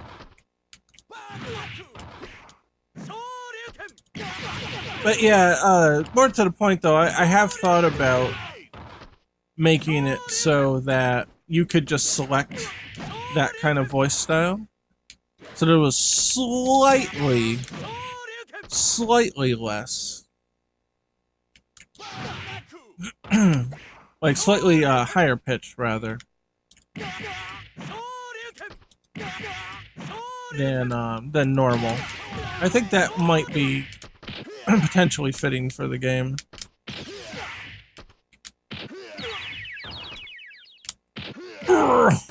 It just looks so funny. He just picks him up with one hand and just, oh, the juggernaut. There's nothing he can do about it. Just pick him up and slam him. I think it's weird that Ryu actually, like, techs out of that, though. I'm not sure why that's happening. I don't know. Giant mode is kind of broken, so it is what it is. You get what you get. Look, he's so small, it doesn't even hit him. The hitbox display is all screwed up. It doesn't show correctly, I guess.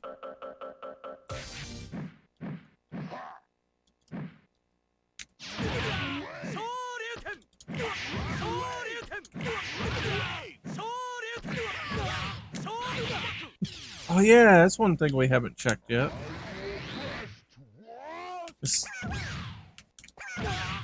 Oh, it's all screwed up. It's like mega screwed up. They like show up like way far in front of them.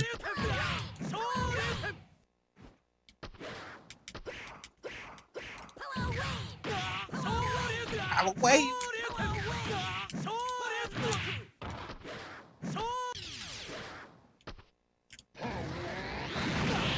Oh, so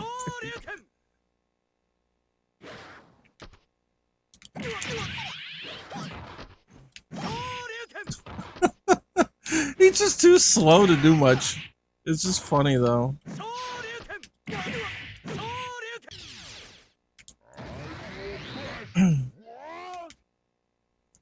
It's so small, it takes him forever to get to the other side. Oh. It's so weird. Oh well, that's giant mode. It's fun. I'll probably do something with it at some point, but right now it was just... Yeah, I was actually... Somebody on stream was like, can you make him bigger? And I was like, I think so. And this is what happened.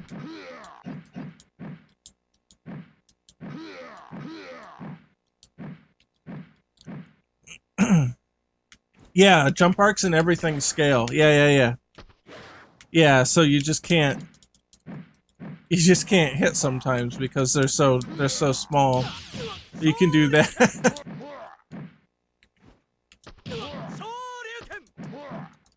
But that's weird. And then it doesn't.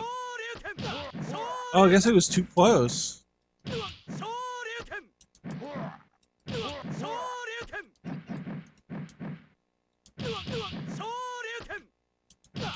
The hitbox must be farther along on his foot, and he can't hit it when he's close. Yeah. Ugh. Get out of here! Look at the anti-air. Get. It's like kicking a fly out of the sky.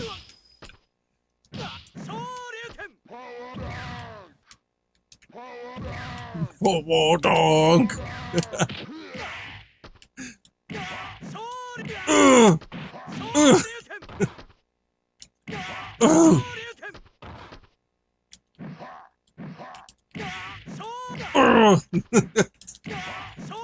It's like swatting a fly out of the air.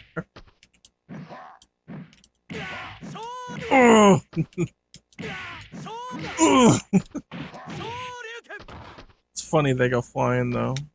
Sounds like Regal a bit. Yeah, a little bit, right? Yeah. Alright, hold on. Let's do Ken.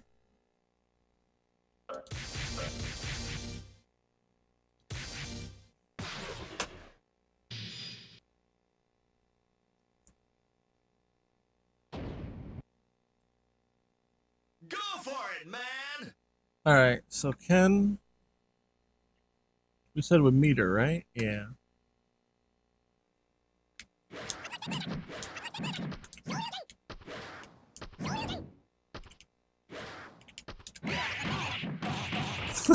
Hey, that one actually kind of worked.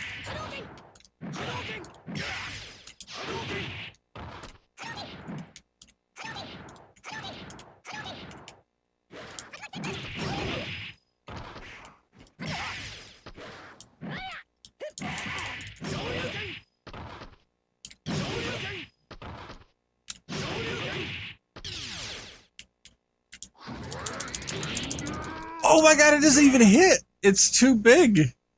That's funny.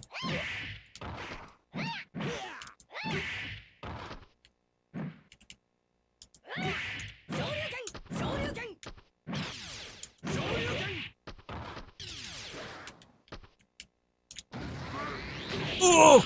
Oh! Holy shit, he sounds like a demon!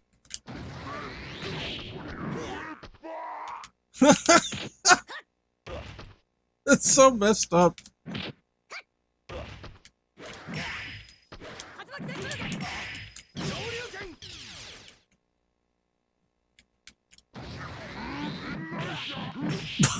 Only like 2 hits actually work. What the hell? This is getting out of control.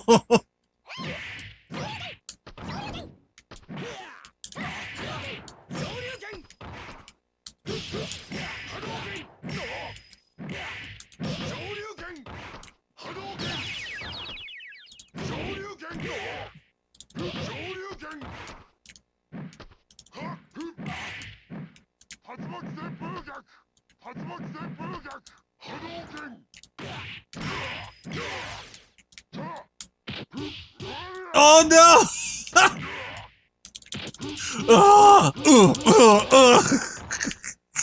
It's like the size of a mouse. He's just kneeing him to death.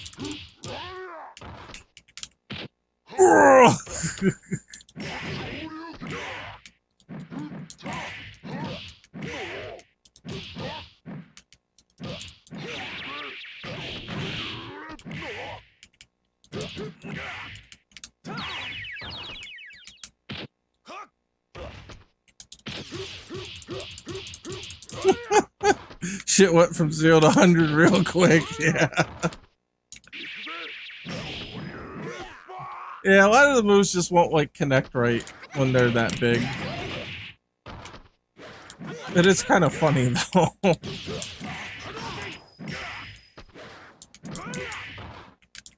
Oh. Bitch, check my priority.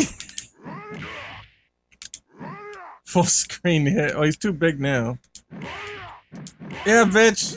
Yeah, bitch. What now? What now?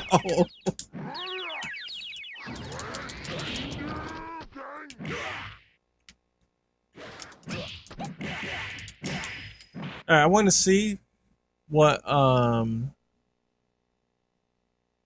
want to see what his supers look like when he's super small now. So health mode's got to go to normal, and super's got to go to recharge, and then I change Ken from size wood meter to size wood health, and then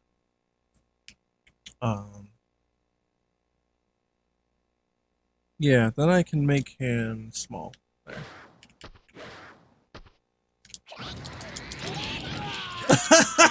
It's so tiny. It's so tiny. Wait, can I prevent KOs? I don't remember if I built. I don't remember if I built a system to prevent KOs, even when here health mode recovery. No, I should do that to prevent KOs, even when it's set to normal. All right, let's see. I need. Oh, I gotta set him to human. I need to.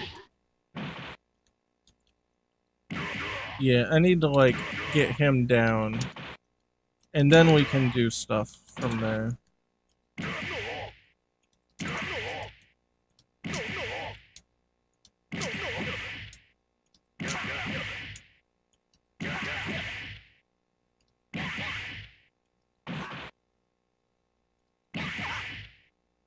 One more. Yeah, there we go. Okay. There we go.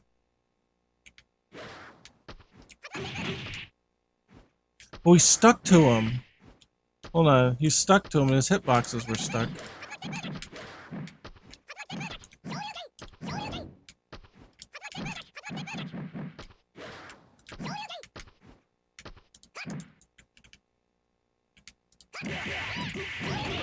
The combo actually works.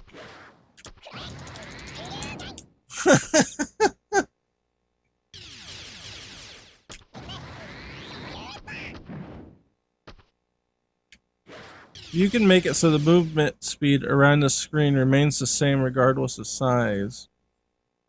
Distance running, blah, blah, blah. This is actually a super interesting mode, especially you become harder to hit with a lower life. I did try it that way, and it actually felt weird to move just as fast. It looked really, really strange. So I settled on doing it this way. I suppose that I could make it an option or something at some point, but...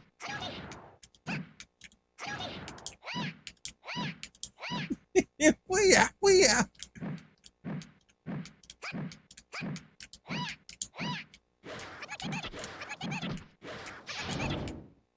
Wait, how does... Oh yeah, that'll hit too. Oh, I got stuck to him. It kind of worked.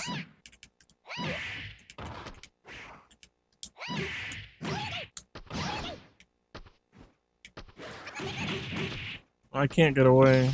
There we go.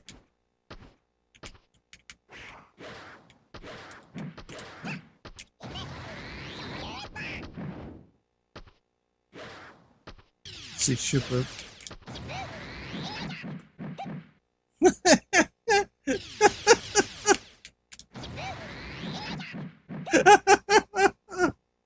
It just sounds so weird. He's trying so hard.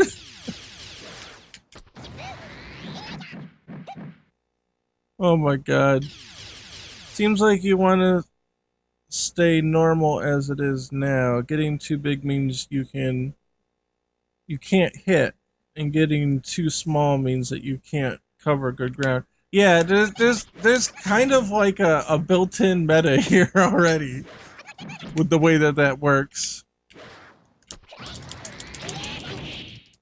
Oh wow, it doesn't really connect.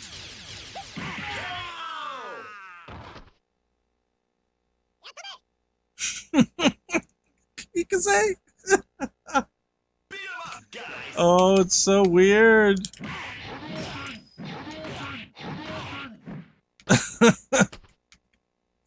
Alright, let's see. Oh, I'm not in human mode here.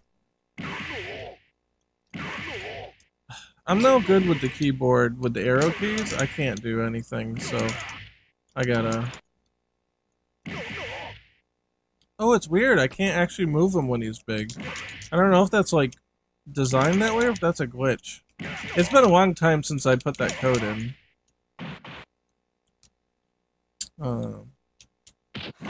I could do it that way. Oh shit, I killed him. Whoops. Oh, he's stepping on him. Poor little Ant Ant Ken. Shit, hold on. I gotta... There we go.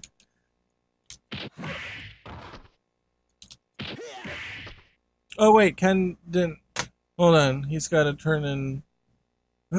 His settings changed because he got defeated. Hold on, yeah, it got changed. With health, right? Yeah. Oh!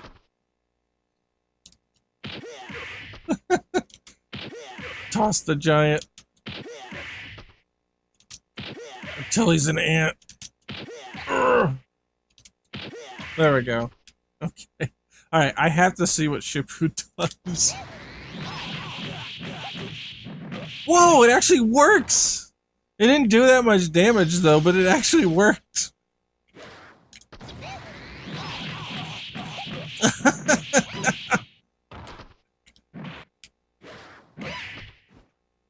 Oh, there we go. Oh, he's free. That's funny.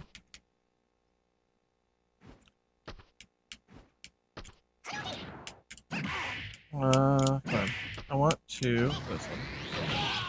Yeah, he died too quick.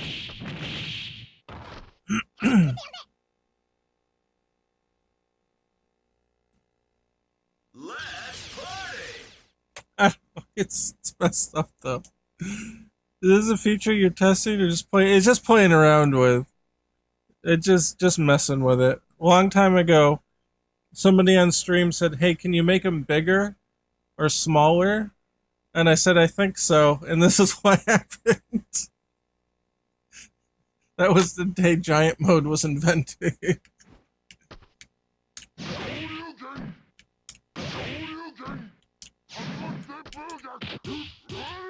Oh yeah, you can look. It's even better this way because you can see the full size of their attacks. It's just it's huge.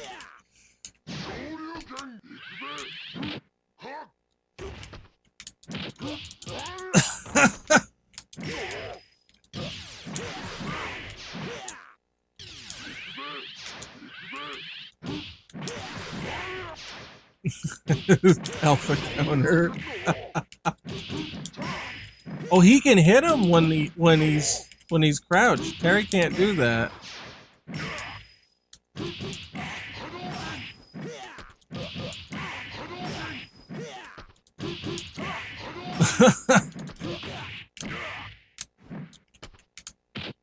Oh. At some point, maybe we could turn it into something fun, but Go for it, man. as it is, it was just a curiosity that was done. Again, I think this mode is actually great. You just need to have the speed increase on more of a curve instead of having it 100% proportional. Perhaps. Big size should mean a slow character, and small size should be a faster character. Perhaps. I'd have to play with it.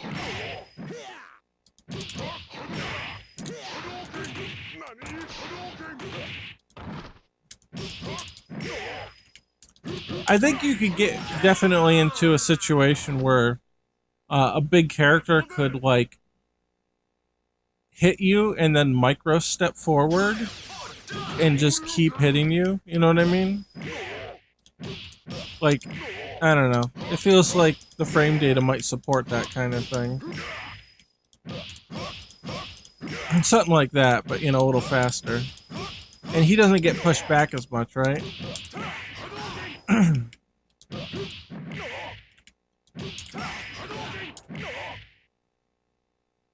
Mini meta. Yeah, because when, yeah, you'd definitely have to make the smaller ones faster. Because the smaller you get, the easier, and if the smaller you get, the slower you get, then someone could keep you at bay with just light kicks. Let's party. You wouldn't be able to get anywhere. So let me see if I can make that. Let me see if I can make that situation here. You'd be at a severe disadvantage. So I'm gonna put super meter at normal and health mode at infinite, and then change. Excuse me. I'm gonna do them both with meter here, and watch what happens. So here's the problem. Oh, hold on. Let me. I'm gonna try to make this work. If I can do. Oh wait, it's split kick, right? Here's heavy kick.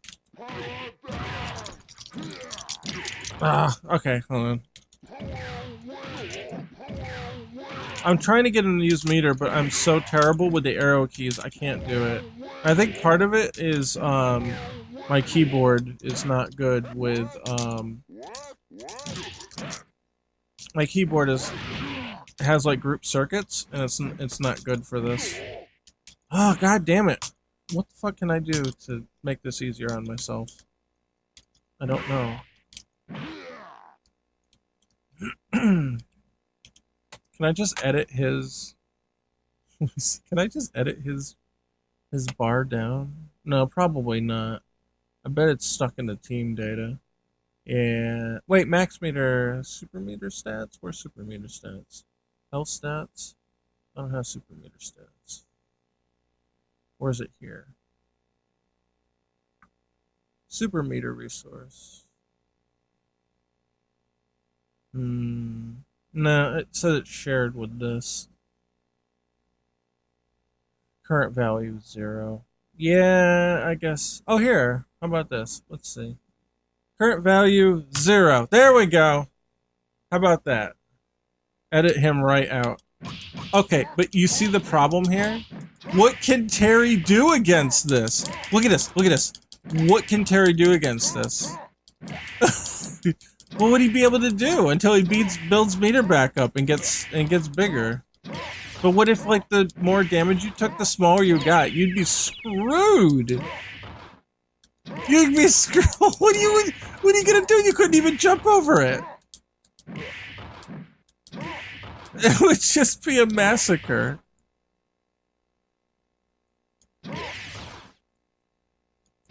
Yeah, but it doesn't matter if Ken's slower. He can still attack from across the screen, and you can't do shit about it. You're totally screwed until you get bigger again. And only then.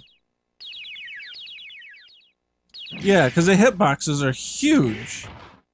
It doesn't matter if he can only move like this fast. It doesn't matter. As long as he's in position, dude, he's got you.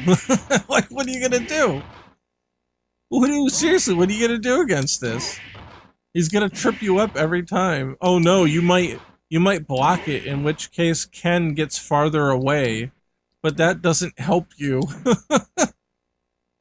It just makes it worse. Look at what would you do with this? What would you do? You can't do anything. Look at this. What would you do? What would you do?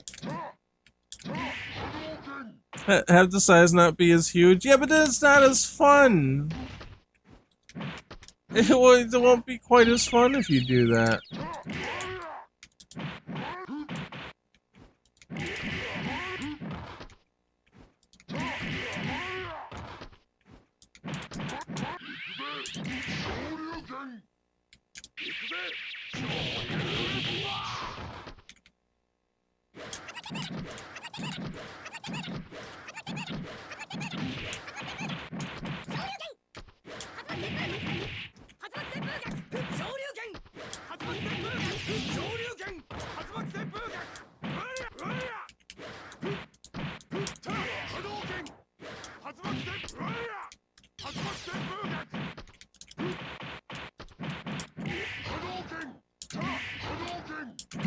Then you're in the fucking vortex again.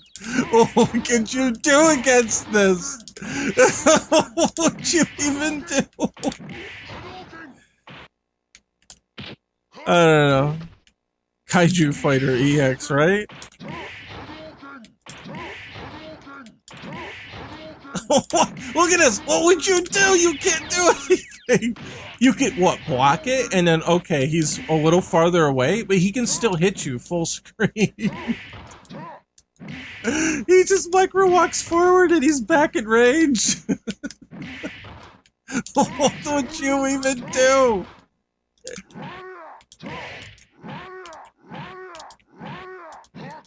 Look at his friggin' light kick 70% of the screen. Oh god. Fat mommy Dokens. And throws the fattest Hadokens you've ever seen. Well, how about having the screen zoom out when there's giant characters? The backgrounds aren't big enough to... There'd be giant gaps in the backgrounds. It wouldn't work. Because then you would essentially... You would just get this. And, okay, sure, the background zoomed out, but, like... There's... You can see the edges of the background now, you know what I mean? Like, they're not designed to be viewed at that scale.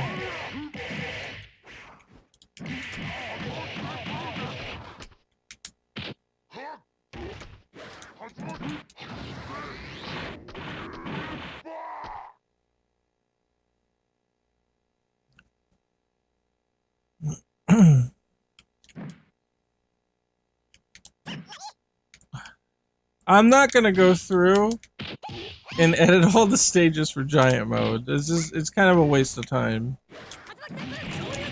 And sure, they could be slightly taller, but you'd need them to be mega taller to support that kind of thing. You know what I mean? But then it's not as cool though. Like when they're giant on the screen, that's when it's really funny.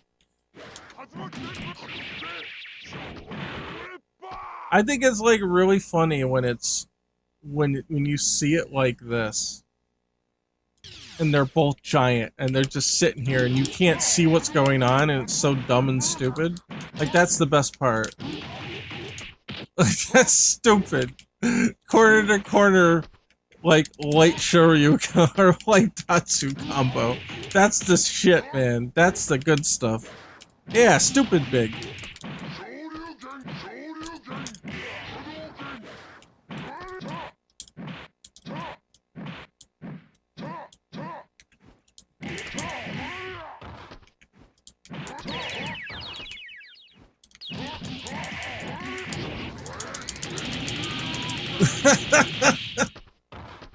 Seizure warning.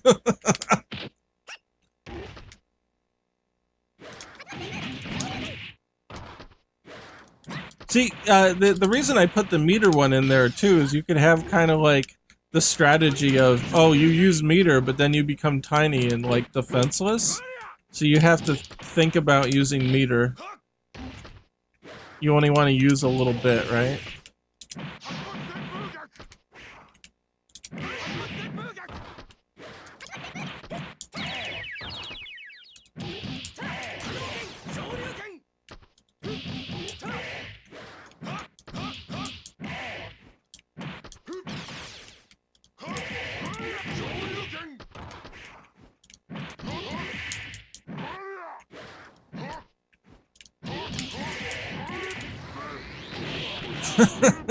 Oh, we went through him? Oh, that's weird.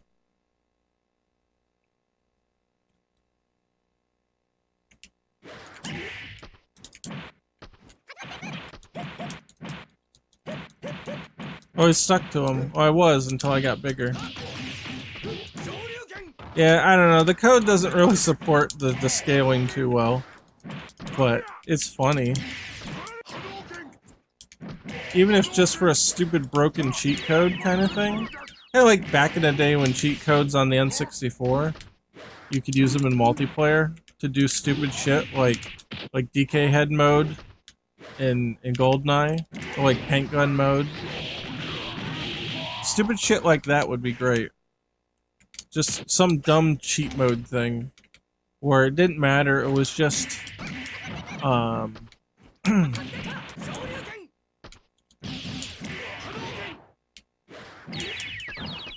you know, it's just some dumb thing you could do in local versus. Or even online. I mean, it could technically work online as long as it was deterministic, but I don't know if that's actually the case here.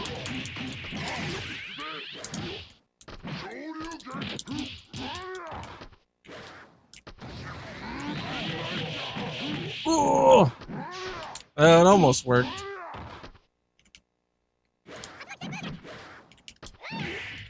Whoa, you went flying, man.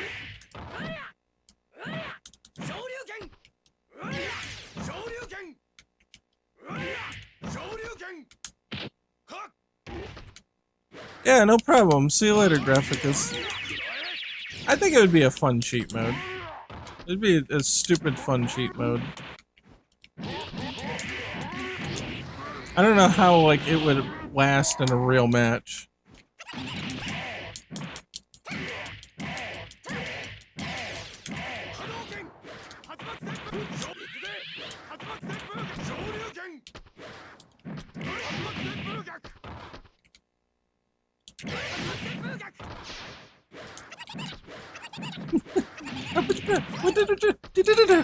It's just so tiny.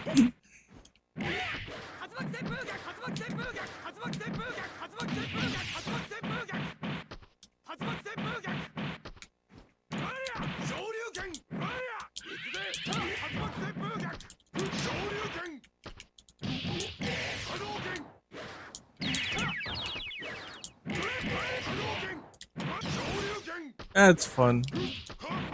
I'll have to think about how to enable this in the settings. Make their gravity change with size. Tiny floaty. That would be interesting. It sort of is like that. Well, let me.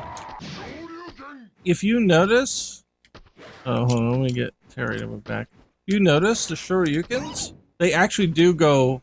They actually do fall slower when they're tiny, just by a little bit. But they do actually fall slower.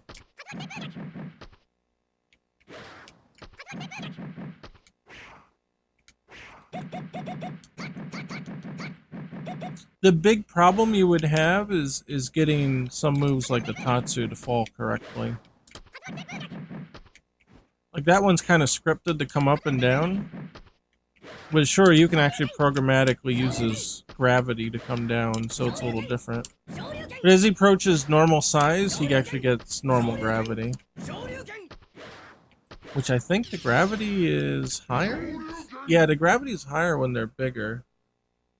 If you notice, when they do it here, like they go faster to the ground. That's just a glitch, I guess.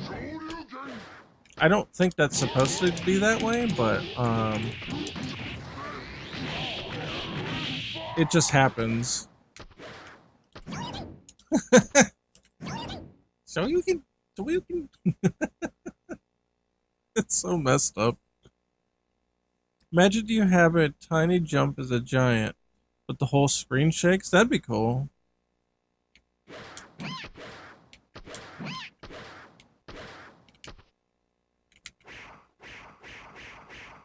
Pack dash goes nowhere. Run up to him. Just wait for him. He's coming.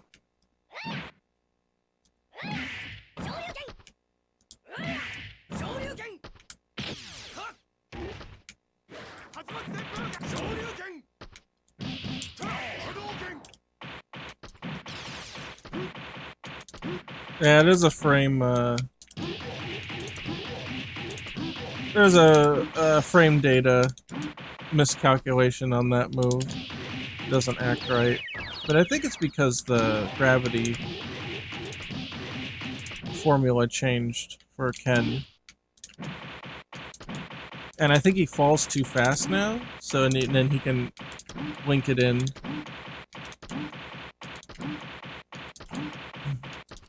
It'd be cool if the hit sparks also got bigger too. The bigger that you were.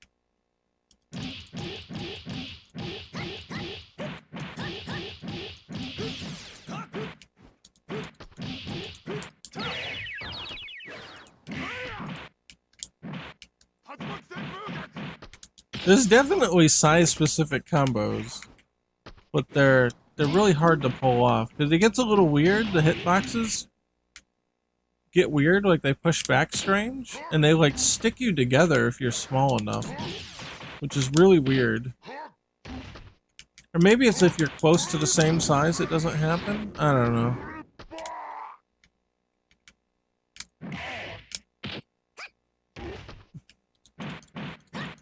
Yeah, like here I'm stuck to him. That's kind of like nothing he can do until I get big enough, and then I get pushed out for some reason. That's weird.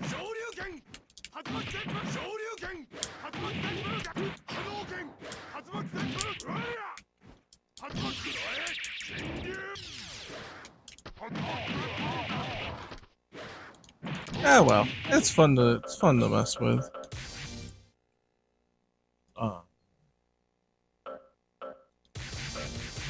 Well, we spent the whole day screwing around, but that's okay. You know what? I'm gonna fix one glitch, though. You know what glitch I'm gonna fix? We're gonna fix one of the glitches. So then I can say I actually did something. How about that? Here. Let's go to Terry. This one's been bugging me for weeks. I've just been too lazy to fix it.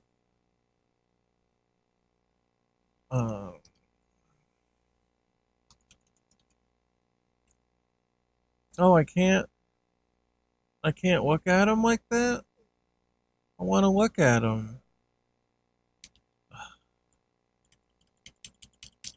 I have to realign the thumbnail on the bottom.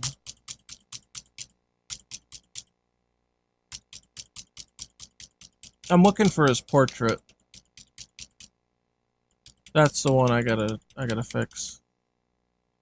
Oh, there we are. I saw it. Here. See, this is the border on here is messed up.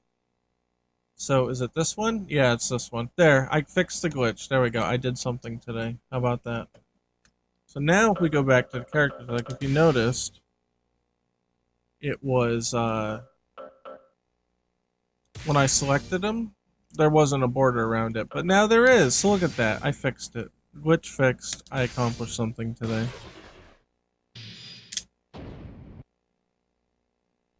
Go for it, man!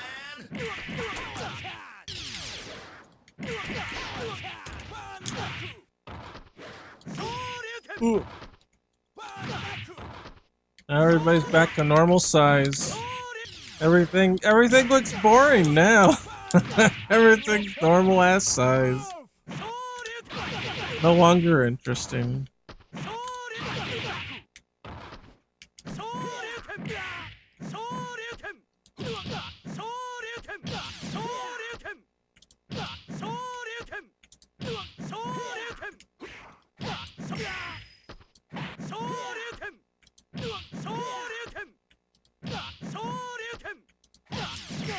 There we go.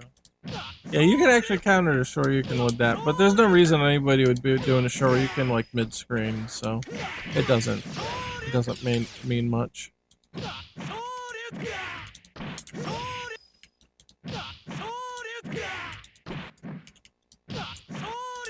there's anything you can get off a max cancel off of that. Ah, the floating point glitch is hitting. I can't max cancel. Oh well, whatever. You should add that Kuroko guy one day from Samurai Showdown that randomly throws items in the ring just for shits and giggles in a side mode. Who is that? I don't know. I don't really play like old Sam Show. Hold on, I gotta look him up.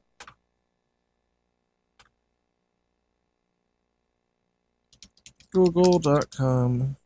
Kuroko. Sam Show. Let's see. SNK Wiki should be safe to put on screen here. This guy. Wait, he throws items in the ring? What? I thought he was just like a referee.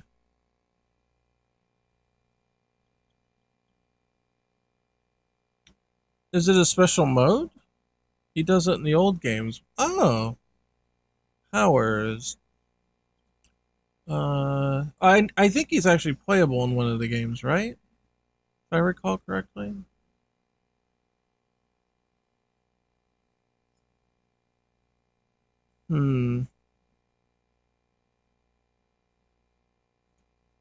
Huh. Alright, hold on, let me go to YouTube quick.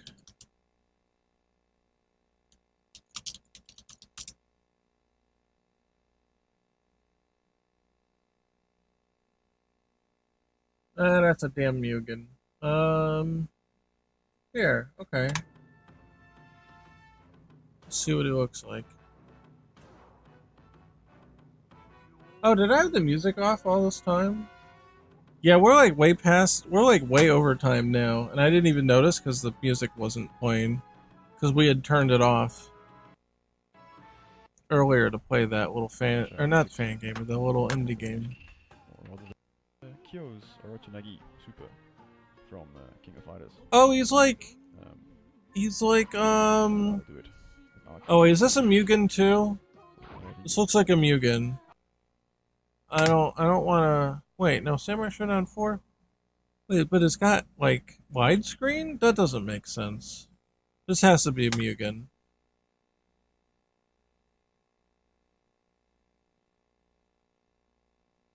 Yeah, that's gotta be a Mugen. I don't know what that is.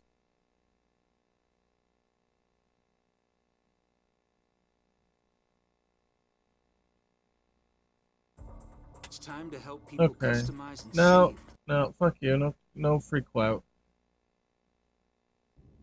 Nope, none, you not either. We'll wait until the ads go away. There we go. Okay, let's take a look. This looks like a legit playthrough. It's a Taz, but I don't know. Maybe we can actually see what's going on.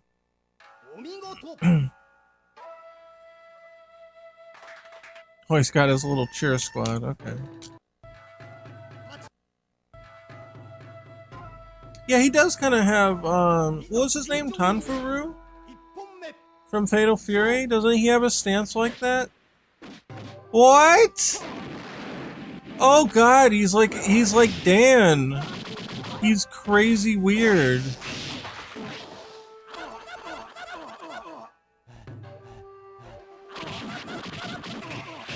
What the hell?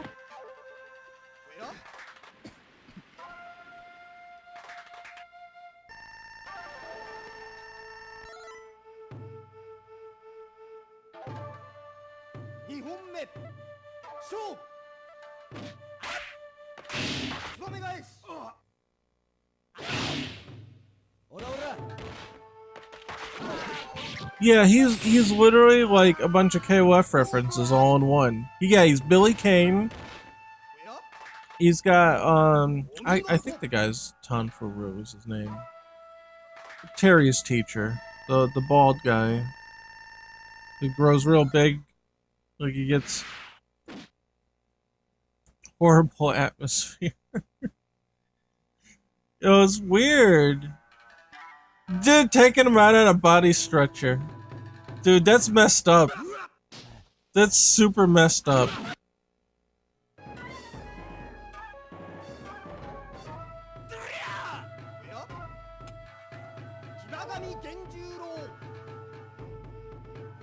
Yeah, I was gonna say, I didn't see any items yet, but you're right, he's probably killing them so fast that you don't get the items.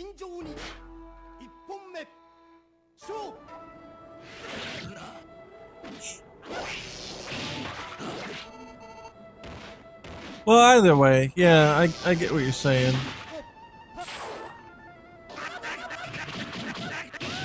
I wonder how it decides what item to throw out and where.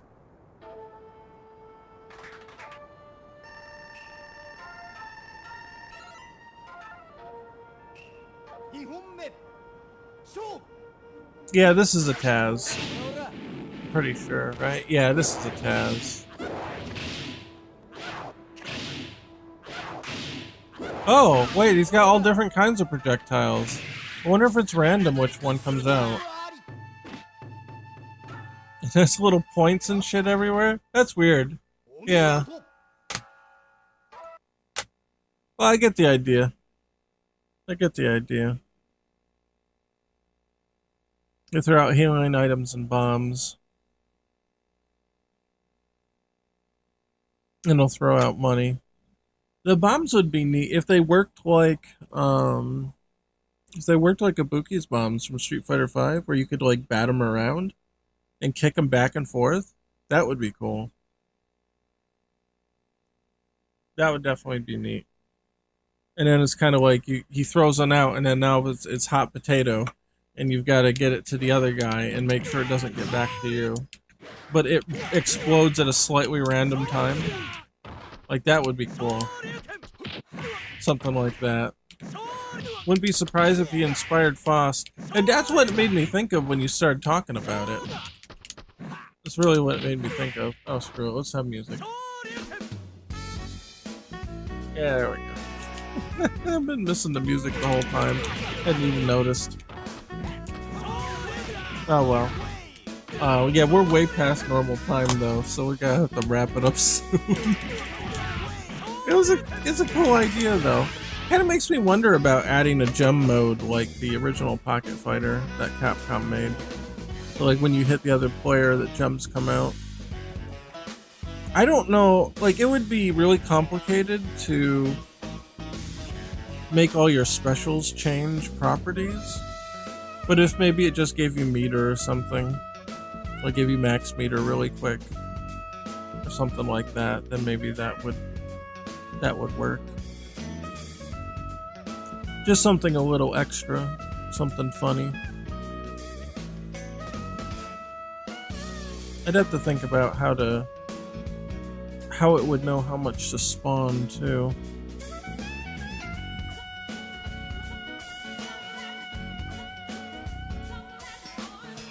The Naruto Hero games work that way. Is that those Naruto fighters?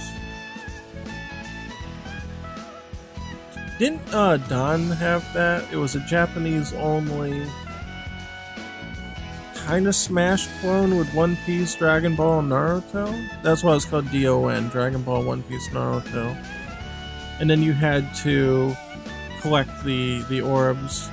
Okay, so you knock the chakra out of them, and you can collect the chakra orbs for your super. That's interesting. Okay. Yeah, something like that. Yeah, and then say maybe you can't get meter normally, you can only get meter through gems. That would probably make it interesting. That would make it interesting. Then you'd kind of have to force yourself to think, am I going to lose my position on the screen in order to get more gems? Or do I keep the pressure on them? Would be kind of the gameplay idea there. So you had to charge. You had to go in a charge stance to collect them rapidly.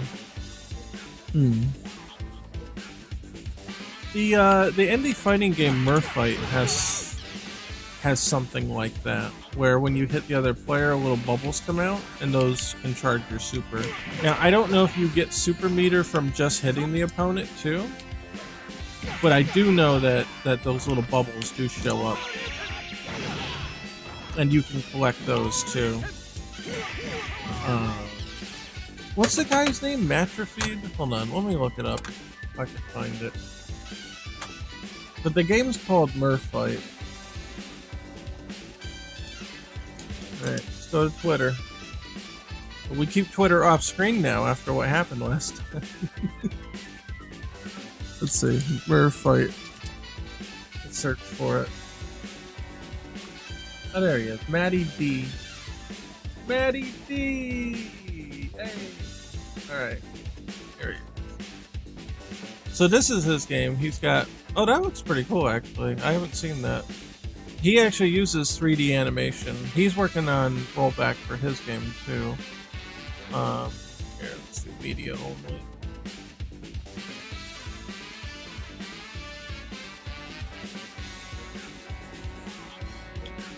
Ah! Reaction images everywhere. Wait, does he have the hashtag? He's got a hashtag. Let's do that. That helps. Most indies don't do that. They don't make hashtags out of the name of their game for whatever reason, and it blows my mind. This screenshot doesn't show it. I was hoping gonna try to find a... Oh yeah, see the bubbles that come out? The bubbles come out. You can collect those for extra meter. Well, let's see. Does it look like he can actually gain meter normally? I don't know, because he used an EX move at the end. That doesn't really tell me. Usually EX moves don't get you meter. Doesn't look like it. Wait, no, that one did. Or did it? Is it because he turned around and collected some bubbles? I don't know. It kind of looked like he got meter for using a normal. But yeah, the idea is that you can get the bouncy bubbles. Well, they fall now. I suggested that because they used to stay suspended in the water. And I said that they're kind of a pain in the ass to get. So make them fall down from the top. And it looks like he did that. That's cool. Yeah, and then it looks like they disappear when they hit the ground after a second. Which that works too. And that's a nice little balance. Or maybe not. Maybe they just have a certain time. Because those ones bounce. They bounced from the bottom and went back up. I don't know. Anyway, well, it looks better now. But he put a lot of work into this game. He's got some surprising amount of work in. Or not surprising amount of work, but surprisingly robust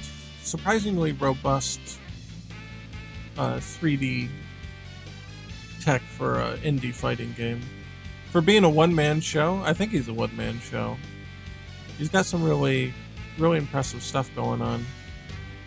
Like, it's still rough, like, you know, it's still in development, but you can kind of see, like he's got shit going. He's got hit stop.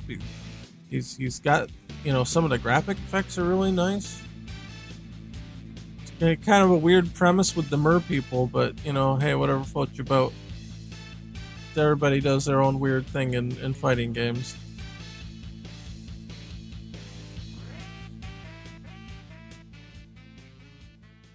I mean, Darkstalkers is super weird, right? So I guess a game about mer people ain't so bad. Was this dude a shark? He's got like shark. Dude, he's got like Arlong teeth from One Piece. That's cool. Wait, are they out of water here? Hold on, they're out of water here because there's palm trees and shit. I don't know. I guess bubbles can exist outside of water. I guess that's okay. It's like, well, why are there bubbles then?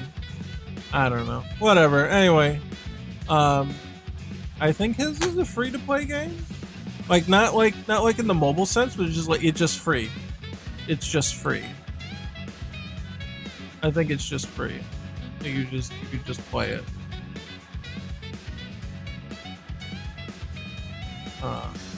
Oh, he's got merfight.com. Yeah, we'll find out. Is it just free or is he selling it? I forget. Updates. Yes? How do I... Version 2's out now. Yeah, I guess it's just free. Oh yeah, download on itch. Let's see. Charging? He could charge for it. It's good enough to charge. No, I guess not. You just download it. Okay. Yeah, it's free. He's just doing it. There you go. Go try out Merfight. I don't think the netcode's done yet. I think he's still working on it. But when he does get it, it'd be worth checking out. What are you doing? You sound like you're snoring back there. I know you don't snore because you're kicking and your eyes are open. What'd you fucking for? Huh? Is that an annoyed fuck or a content fuck? I can't tell. Oh well, whatever. Yeah, anyway, alright, we'll close it out. We just kind of went all over the place. But hey, it was fun. We're gonna do Nintendo, please save E3. For the love of God, please save E3. You're our only hope once again. We're gonna do a Nintendo E3 watch party. Yeah, I better get to sleep so I can be awake for that. That would be nice. It's at noon Eastern Standard Time. I don't know, you figure out whatever that is for your guys' time zone. But we're doing it in Discord. We're not doing it on the channel because E3's getting a little trigger happy with shit like that. So we're doing it on Discord, having the watch party at noon. So yeah, Nintendo always does it early in the day. I've noticed it's a little weird, but hey, whatever. It is what it is. It's a very Nintendo thing to do, right? To do what everybody else doesn't, and be kind of like weird like that. But they're such like a family-friendly company. It's kind of like Yeah, they would do like a morning / lunch presentation, would they? Wouldn't they? That's like such a family friendly thing to do. Like, not necessarily that it's friendly or convenient for families, but it's like those kind of companies are typically like, yeah, we wake up early in the morning kind of people. I don't know. That's just the vibe I get from them. And we're going to do that again, not on here, not on the channel, but on Discord. Because they're headhunting this year with E3 shit. E3's just got they got the machetes out and they're lobbing heads off. So we're going to do it from the safety of Discord. Oh, I knocked down the thing. It's a Xbox Xbox 360? Yeah, an Xbox 360 battery cover. I don't know why it's sitting on my desk, but apparently it's on my desk. And I slapped my gorilla hands on the desk and it went flying. Yeah.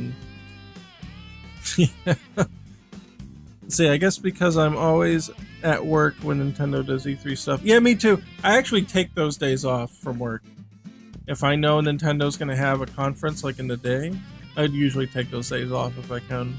I used to take the whole E3 week off, but that was years ago. Like, E3's kind of fallen, but E3 used to be crazy back in the day. It used to be the mega chad of video game reveals. And I'm talking years ago, like 10 plus years ago. It was unrivaled. It was just the best. And they used to have it on, I think, man, when was G4 around? Now I'm really dating myself. Let's look it up. When was G4 around? The TV show G4. Google. G4. Wikipedia. Come over here, Wikipedia. G4, it ran until... Oh yeah, it's coming back, but we'll see how long that lasts. It ran from 2002 to 2012.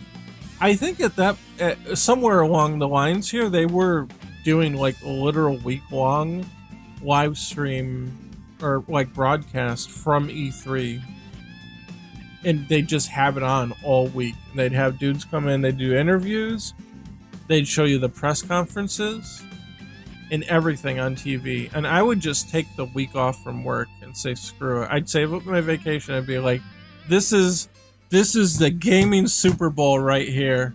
I'm taking the week off and I'm just gonna watch E3 and just like chill.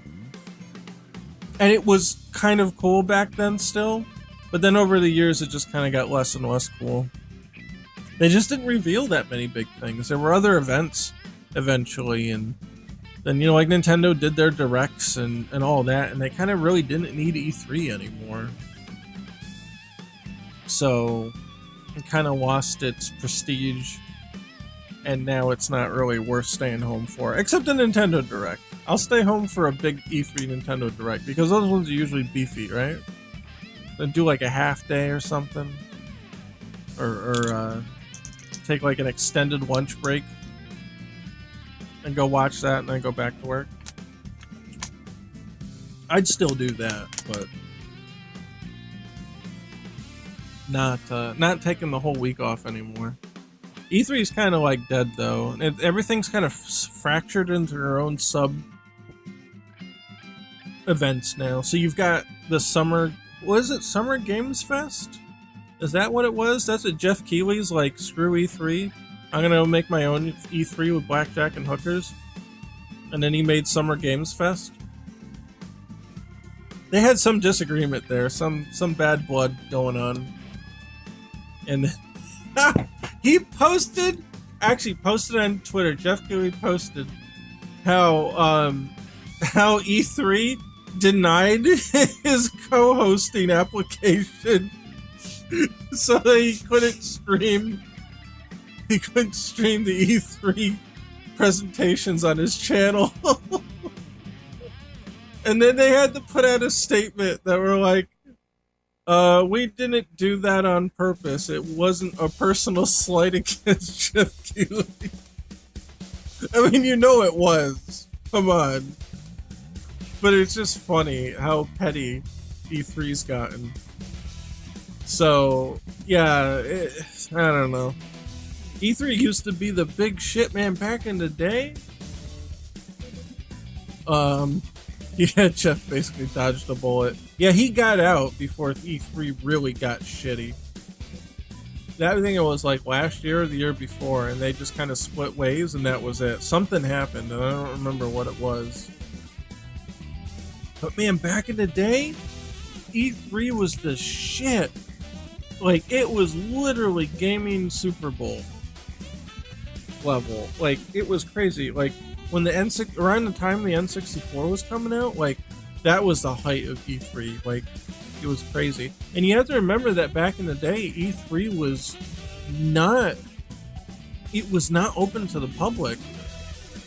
You would have journalists come and they'd report on it, but you couldn't just go. It wasn't a convention for people, like just players. Yeah, E3 week in the late 90s was nuts. Exactly. But that was like the only big trade show that they did for electronics, and I think it used to have other stuff other than video games too. Yeah, you had to buy the magazines, read about it. Yeah, exactly. But it was a trade show, so what they would do, so if you don't know how it works, like it still works this way, but back in the day, what would happen is Nintendo would go to E3 in order to attract retailers like Kmart and Walmart and like JCPenney and Sears and whoever would carry their stuff. And those people would come to the convention to figure out who are we going to buy from to stock our shelves. And Nintendo would be there to show off their stuff so they could take orders. So they would basically pre-order for retail stores. And they would go there and they'd kind of give them the sales pitch, and they'd show them the game and wow them, and have the fancy booth to bring in the retail guys so that they'd come sign up, and they'd pay to have the stock in their stores. So they'd be like, oh, okay, you're showing the Donkey Kong Country. You know, can we get you to buy 500,000 Donkey Kong Country units that you can put in your store and sell those? Because look how good it is. It's so cool. Everybody's going to want to buy this from you. You're going to make profit if you buy our shit and put it on your shelf. That's what E3 was originally about. And nothing to do with... It really didn't even have anything to do with revealing news to the public. It just so happened that the gaming journalists ended up going there to write the stories about it. And then it kind of migrated from getting Walmart to buy your stuff to making announcements for the players out there to be informed about it. That's what it used to be. And it just slowly got away from that. But I think on some level, like, it was because it was more secretive, it was more interesting too back then. It became about marketing when the internet became more widespread. Yeah, pretty much. And they kind of had their cake and ate it too, because it was still a private event for a period of time where it was still the investors and stuff, but it became more journalist focused over time. Yeah, that's true. Not everybody had the home internet access back then. Yeah, I didn't get that until late too. I was pretty late on getting a computer when they came out.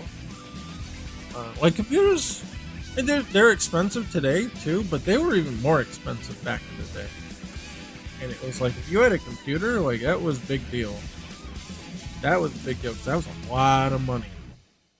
So we didn't get one for a long time. But then eventually we got one, and, well, then I started making games, and here I am. Well, not right away. I didn't understand how they were made, and then I got curious one day, and then that sent me down a whole path. But anyway, that's a tangent. But yeah, then E3, I don't think that they that they do their... Okay, if they do, I don't hear about it anymore. I'm not sure. Let me put it this way. I'm not sure that E3 right now, that they even bother doing like retail deals and stuff over anymore. I think that's all kind of handled directly at this point. Yeah, bare minimum you spend over $1,000 back then. Yeah, you'd be lucky if you got it that cheap. That shit was really expensive. Yeah, and it was tough because it was harder to put your own together, and there wasn't as much information out there on how to do that stuff. So you had to go to like Dell and pay a premium, or get like the local nerd, and that's me. I'm nerd. I'm making fun of me too. You go get the local nerd to build you a computer. Well, of course he's gonna charge you, you know, for doing that. And yeah, that was, man, stuff was expensive back then. Hard drive, crazy expensive. Hard drives used to be the most expensive part in a computer. You'd buy like a 5 megabyte, not gigabyte, 5 megabyte hard drive, and it would be some crazy shit like $300. Like, I didn't have a computer back in that era, but I've definitely heard the horror stories about that shit. They used to not have hard drives. They used to have just floppy drives, and then if you wanted to save something, you'd have to put the floppy drive in and save your file, and then pull it back out. Yeah, 1 megabyte was huge back then. Yeah. What are you doing spinning back there? Come here. Oh, come here. Come here. Come here. What are you... Yeah, what are you doing? You're spinning on the back of my chair. She gets up on the back of the chair and she starts spinning around. I don't know why. Maybe it's some way to get my attention? It certainly works. What? Yeah, what? Well, you're vocal now. What? What do you want? You want attention? I bet that's what it is. Chickens want attention too. Just like dogs. Well, not to the same degree. What? Huh? What? Yeah, what do you want? It's so weird. It's so warm too. I think they keep a like 103 temperature, but that's like their normal temperature or something like that. They're always like super warm on the inside. Their feathers are very insulating. What do you want to do? Just gonna sit here? And I don't mind if you sit here. I'm not working now. What do you want? Come here. Come here. Yeah, go ahead. Come on, we'll sit. There you go. Yeah, chickens are weird. Oh yeah, zip drives. Zip drives are a big deal. Yeah, they came out 100 megabytes. You're like, wow. I'd never used that much space. Yeah, we laugh at that now. And we were waiting on that to come to the Dreamcast, and it never materialized because the VMUs only had 1 mega storage. What? What are you mad about? I don't know if you can hear her, kind of, not like growling, but she's, yeah, there you go. What's that noise? What's that noise? What is that noise? You hear it? That's your dinosaur noise, that's what it is. Dude, they make some noises that you're like, holy shit, like, what was that? Like, you'd never think a chicken would make that kind of noise. Yeah, it's like a gurgle, right? Yeah. What?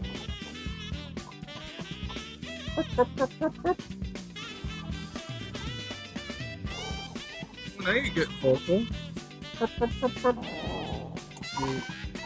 What? What?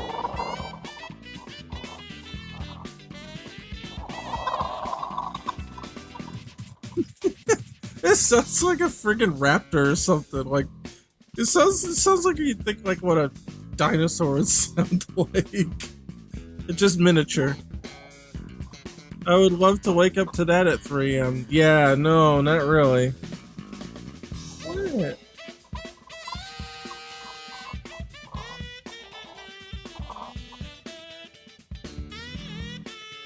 What? You get riled up. What are you doing? Is it 'cause I'm holding you? What do you want? You're probably hungry, aren't you? Dude, chickens get super picky about shit when they're like really domesticated. They'll start to get picky about food. There'll be some shit that they'll like eat and they'll be like, you fed this to me already, I don't want it. And they'll just like refuse it. But you know what this chicken never refuses? Spaghetti. You like spaghetti. You'll eat it every day. That's how I know you're my chicken. I'll eat spaghetti every day too. What? What are you doing?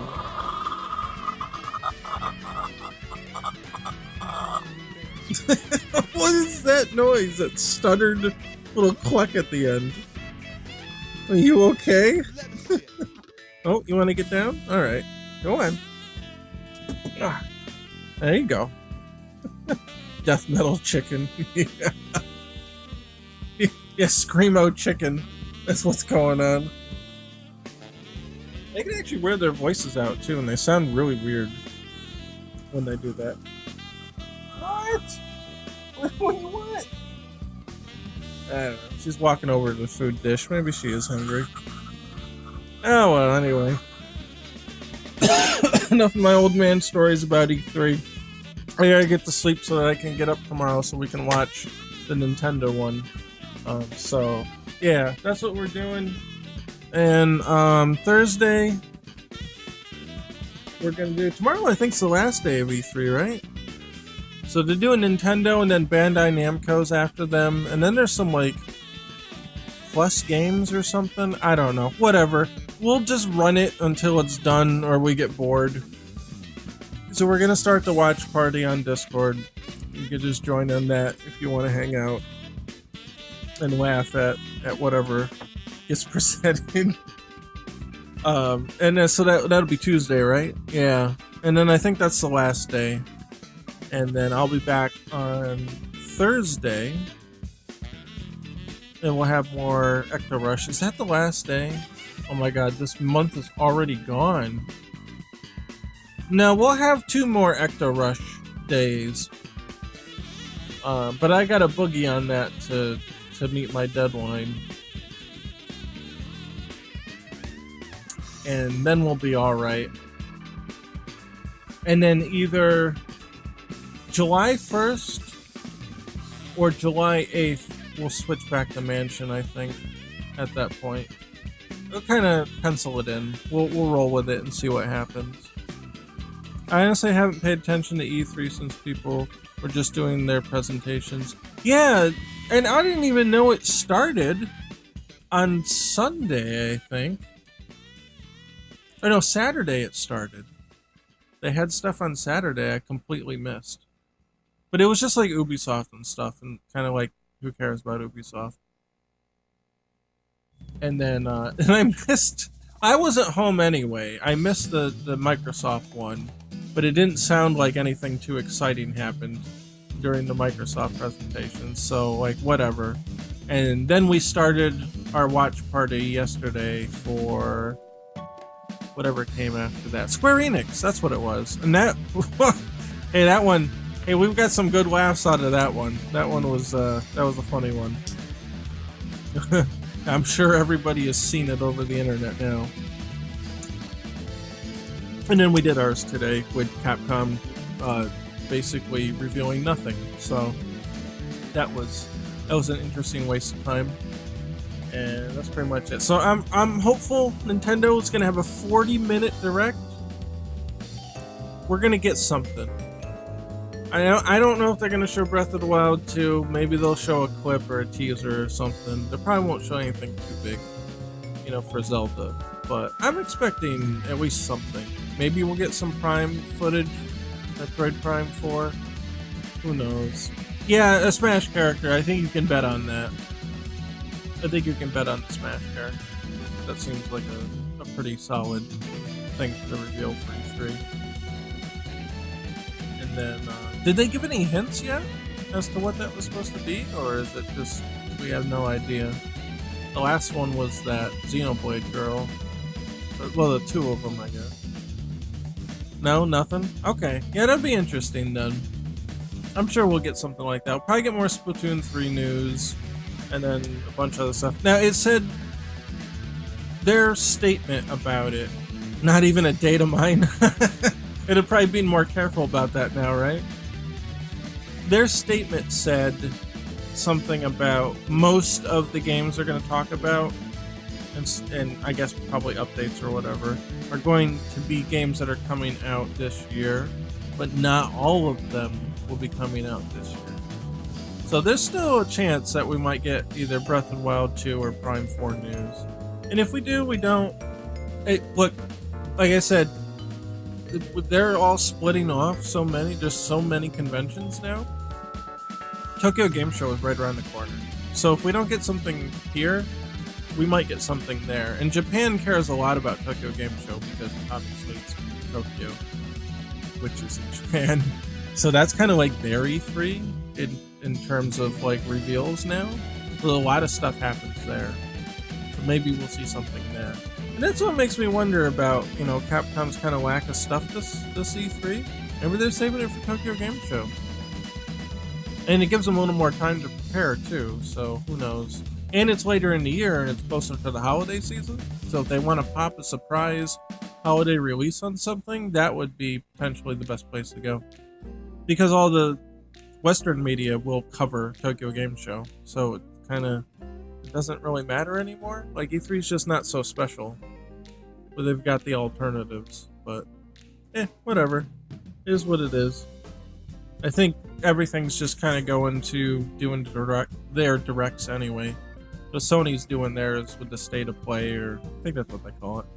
Which, it doesn't have quite the same charm to them, but it delivers the information directly to the people, and the people know where to get it. So, I mean, that's kind of the important part, right? So I think we're going to move away from these kind of conventions and just do all that. It was more exciting to have it all at once, though. It just made it a momentous, almost like gaming holiday. But, oh well, can't have good things anymore, so that's it.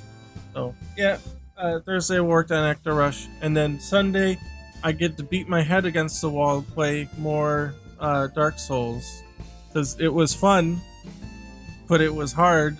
It was really hard. And I didn't, like, and I was telling people in chat today, I'm like, I didn't know it was that hard. Like, I thought, oh, it's like NES hard, right? It's like Ninja Gaiden, or it's like, you know, old Mega Man games that are pretty hard. Something like that, right? No, it's worse than that. It's absolutely worse than that. I can go play those games. This game's kicking my ass every 2 feet I take. I've got something killing me. And it just doesn't care. It's just this merciless giant wall to scale. And yeah, it's a trial and error game, right? And sure, some of the old games are like that too. But I'll tell you, like when I played well, let's put it this way. I didn't die on the first boss in Ninja Gaiden. And maybe not even the second boss. But I died a lot to the first 2 bosses in Dark Souls. Like, yeah, it wasn't even funny. What do you think of like Castlevania? You don't have too much problem beating the bat, right? And maybe the second level boss will get you a little bit, but it's nothing like this. You just die from lack of information more than anything. Yeah. And the fact that they don't put the save right in front of the boss means you've got to trek all the way to get to the boss, and then to only get a shot to get your ass kicked and try to fill in a little bit of the missing information, you know, that you have. But you don't really know what you're looking for half the time, so it becomes kind of a tedious process. But it feels good when you beat the boss, though. Or find an exploit like I did. By accident. I still think, dude, the third boss is gonna kick my shit in. Because I haven't learned anything on how to fight the bosses. I just got lucky on the first one, and I exploited the second one. So, I don't know. I like, don't actually have actual combat strategy. I just kind of weaseled my way through the first two. I'm gonna pay for that really bad on the third one, I know it. But, whatever. So that's what we're gonna play on Sunday. And that should be fun. This game is probably going to take a while, so I don't know. Maybe I'll take a break on the third week and play something else. We'll figure it out. I don't want it to be like the Dark Souls channel for like the next 3 months, you know what I mean? Or however long it takes to play it. The game has another thing, the hitboxes are a little generous for the enemies too. Yeah, dude, he threw his club down and the dust that came off the club knocked me down, and I'm like, that's bullshit. That's one thing I really don't like about the bosses. Like, you absolutely cleared that hit, but it hits you anyway. Like, that shit's bullshit. that made me mad. And the fact that you can't pause the game is bullshit too. And we talked about that in Discord. Look, I don't care if it doesn't have like an easy mode or accessibility or whatever that a lot of people complain about. What I'm pissed off about is that there's no pause button. And okay, if you're in online mode, sure, whatever, there's no pause. That's normal for online. But when you're playing by yourself, there's no reason. No reason. It's just some pretentious bullshit to not have a pause button. Like, can you imagine anybody who has kids can't play this game? Because you can't pause it. Little Jimmy's out there, in a corner of your eye, you get little Jimmy, you see him pulling like the curtain rod down, gonna bop himself on the head and get like a brain injury, and you can't pause the game. You just have to let yourself die and get sent back however long back to the checkpoint. Because they're too pretentious to have a fucking pause button. Like, I don't know. That shit's kind of unacceptable. I don't care about hard mode, easy mode, all this shit. It's fine. The game's hard, that's fine. That's why they want it. I don't care. But, like, don't not put a pause button in the game.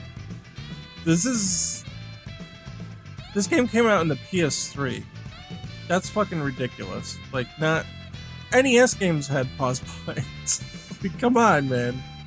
Was he going back all the way to the arcade days? We gotta put the damn quarters in too to start the fucking game? Like, come on, that's bullshit. That's stupid. But, whatever. Dark Souls will be Dark Souls, I guess. And I hear that they're all like that. So, fucking whatever. Anyway, yeah, so I'm gonna get out of here. Thanks everybody for hanging out. I've got a super bunch of cool supporters on Patreon. If you want to check out the Patreon, we got advanced builds on the games. Sometimes I put extra little posts, like animations and stuff. I should do more of that to kind of fill in some weeks where we don't have anything going on, like super big, or like where the build is like it's kind of the same build as before. I optimized the thing, but there's nothing like really different. I should put up some like behind the scenes shit. I'll start doing more of that.